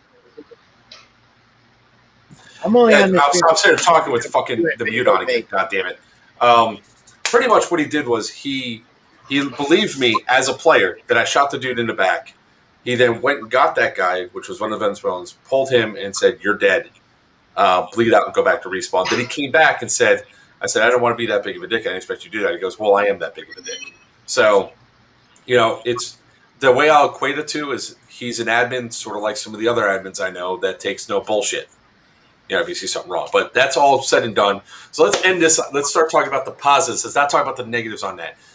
We had a great time. We did some epic moves. We had some pretty badass firefights. And we had a badass shantytown that, there was this one fat bastard making this awesome smoked meats that everybody just wanted to suckle down. One little guy went and stole like half a slab of it and threw it inside of his fridge. How many times? You know how many times I cleaned up after you? Stole it. So in the future, for future event stats, when we're all like grouped up and all that stuff, understand I won't be smoking another brisket. So, so for all the Dark Horse 6 guys that are still watching and the chats and all that, understand that we're going to be we'll bring out some smoked meats for Serious Viking. It's going to be really funny because I have a feeling that between my team that's going, Papa's team that's going, Tat, your team that's going, we're going to have this whole little enclave of people all around each other. Oh yeah, absolutely. So, because I mean, Papa's bringing like 9 people. Yeah. And there's Yordy's coming. Yordy coming. Yordy's coming. To what? To Serious Viking? Yeah. Oh, absolutely. And there's 5 of us going. So that's 14 right there. I don't know how many guys you got. What, like 9 coming, Tats? Yeah, something like that. Ooh, it's gonna be fun. What we have to do, we have to get a line and put a line through the encampment and say, okay, you stay over there on your side, I'll stay on my side. Actually, I was actually asked why am I going on the green side instead of going tan from a certain vendor. Oh well, because for TCA events we've always been green. That's why. He was like, "You want to go tan? I'll switch." And I was like, nah. You know what? We've been playing TCA for a while, and we've always been green ourselves. I would say that probably the last two events we switched to tan at TCA because we like to switch it up. You stay on one side, it gets boring. You know what I mean? So you gotta keep things fresh. Keep things fresh and exciting for the team. Yeah. You don't want the same old every time. It gets played out. All right. So that's why when we go to TCA games, we always play a different a faction, no matter what side we're on. So this way, we get a feel of what Soft does. We get a feel of what Darby does. Blah, blah, and so on. You know what I mean? Yeah. So going back to Mayhem Mill 3 is going to be, the next one's going to be October 18th. Hopefully it'll be a hell of a lot colder outside. So we're not all sweating our balls off. So when the dates get announced and all that, we'll see how it fits inside of our schedule for going back there again. If you guys have not had a chance to go to that AO, I love the AO. Battery loved the AO. I don't know about Papa. Tats, I know you did not like the AO. No, I absolutely enjoyed it. I enjoyed every bit of that AO because there were so many elements to it. It wasn't like the same machinery. There was the library, the offices, the basement with the dark. I love it. I really would like to go back again. Too bad Yordy didn't experience Elkin. I don't think he would have liked Elka nearly as much as Mayhem Mill. My whole team loves Elkin. If you're a straight up CQB guy, but Elkin it runs a little linear at times. You can move. The big thing about Elkin is that everything's been cleared out, so there's not as nearly as much. Like right now, what makes Mayhem Mill cool for me is that there's shit everywhere. And that's to my advantage and to my disadvantage. Like in the beginning of it, I got shot. You got the best of both worlds at Elkin. You were able to move outside through the woods, down the hills, up the hills. The mountain, not the hill, the mountain. Mountains, yes. Mountain. All right, no, but listen. But Mayhem Mill though. But Mayhem Mill though, there was not a point in the game that I went through. I was always learning a new spot, and that was the beautiful part about it. There was different elements. There was complete darkness. There was some light, and then there was bright. I mean, if you for the people, if you cannot have fun there, what? I am mad. There's one thing that we should have done. We did not get a chance to do it at all. We did not throw Greg in one of those damn little carts and wheel him into some hellacious shit. Somebody had already done it, actually. I was going to do it. You talking about those green bins? You talking about those green bins? Yeah. Somebody had already done it. down the hill, what you call it, down the hallway, that hole, Yeah. the hole in the basement. That's the only thing we did not do. That's the only objective we did not complete. Or put him inside one of those silo or those round things on the basement, and he looked like a wrapped up cigar. Put him on a dashboard, Jesus. Put him over here. Put him over there. What the hell? Well, you're easy enough. We just go flop. Jeez. Oh.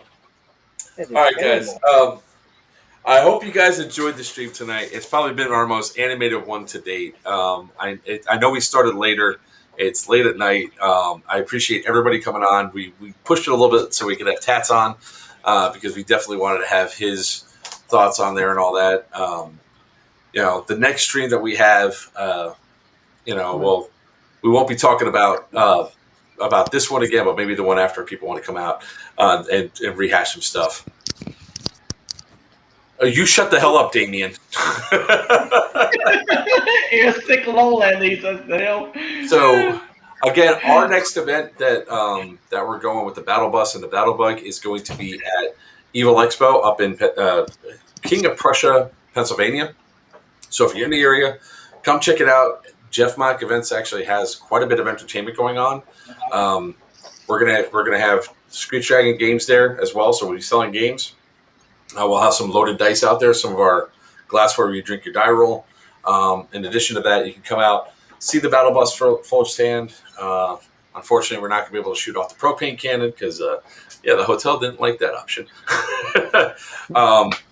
And then after that, in August, Papa and I still have to confirm, but it looks like there's Colony Wars up to Bristol, Wisconsin.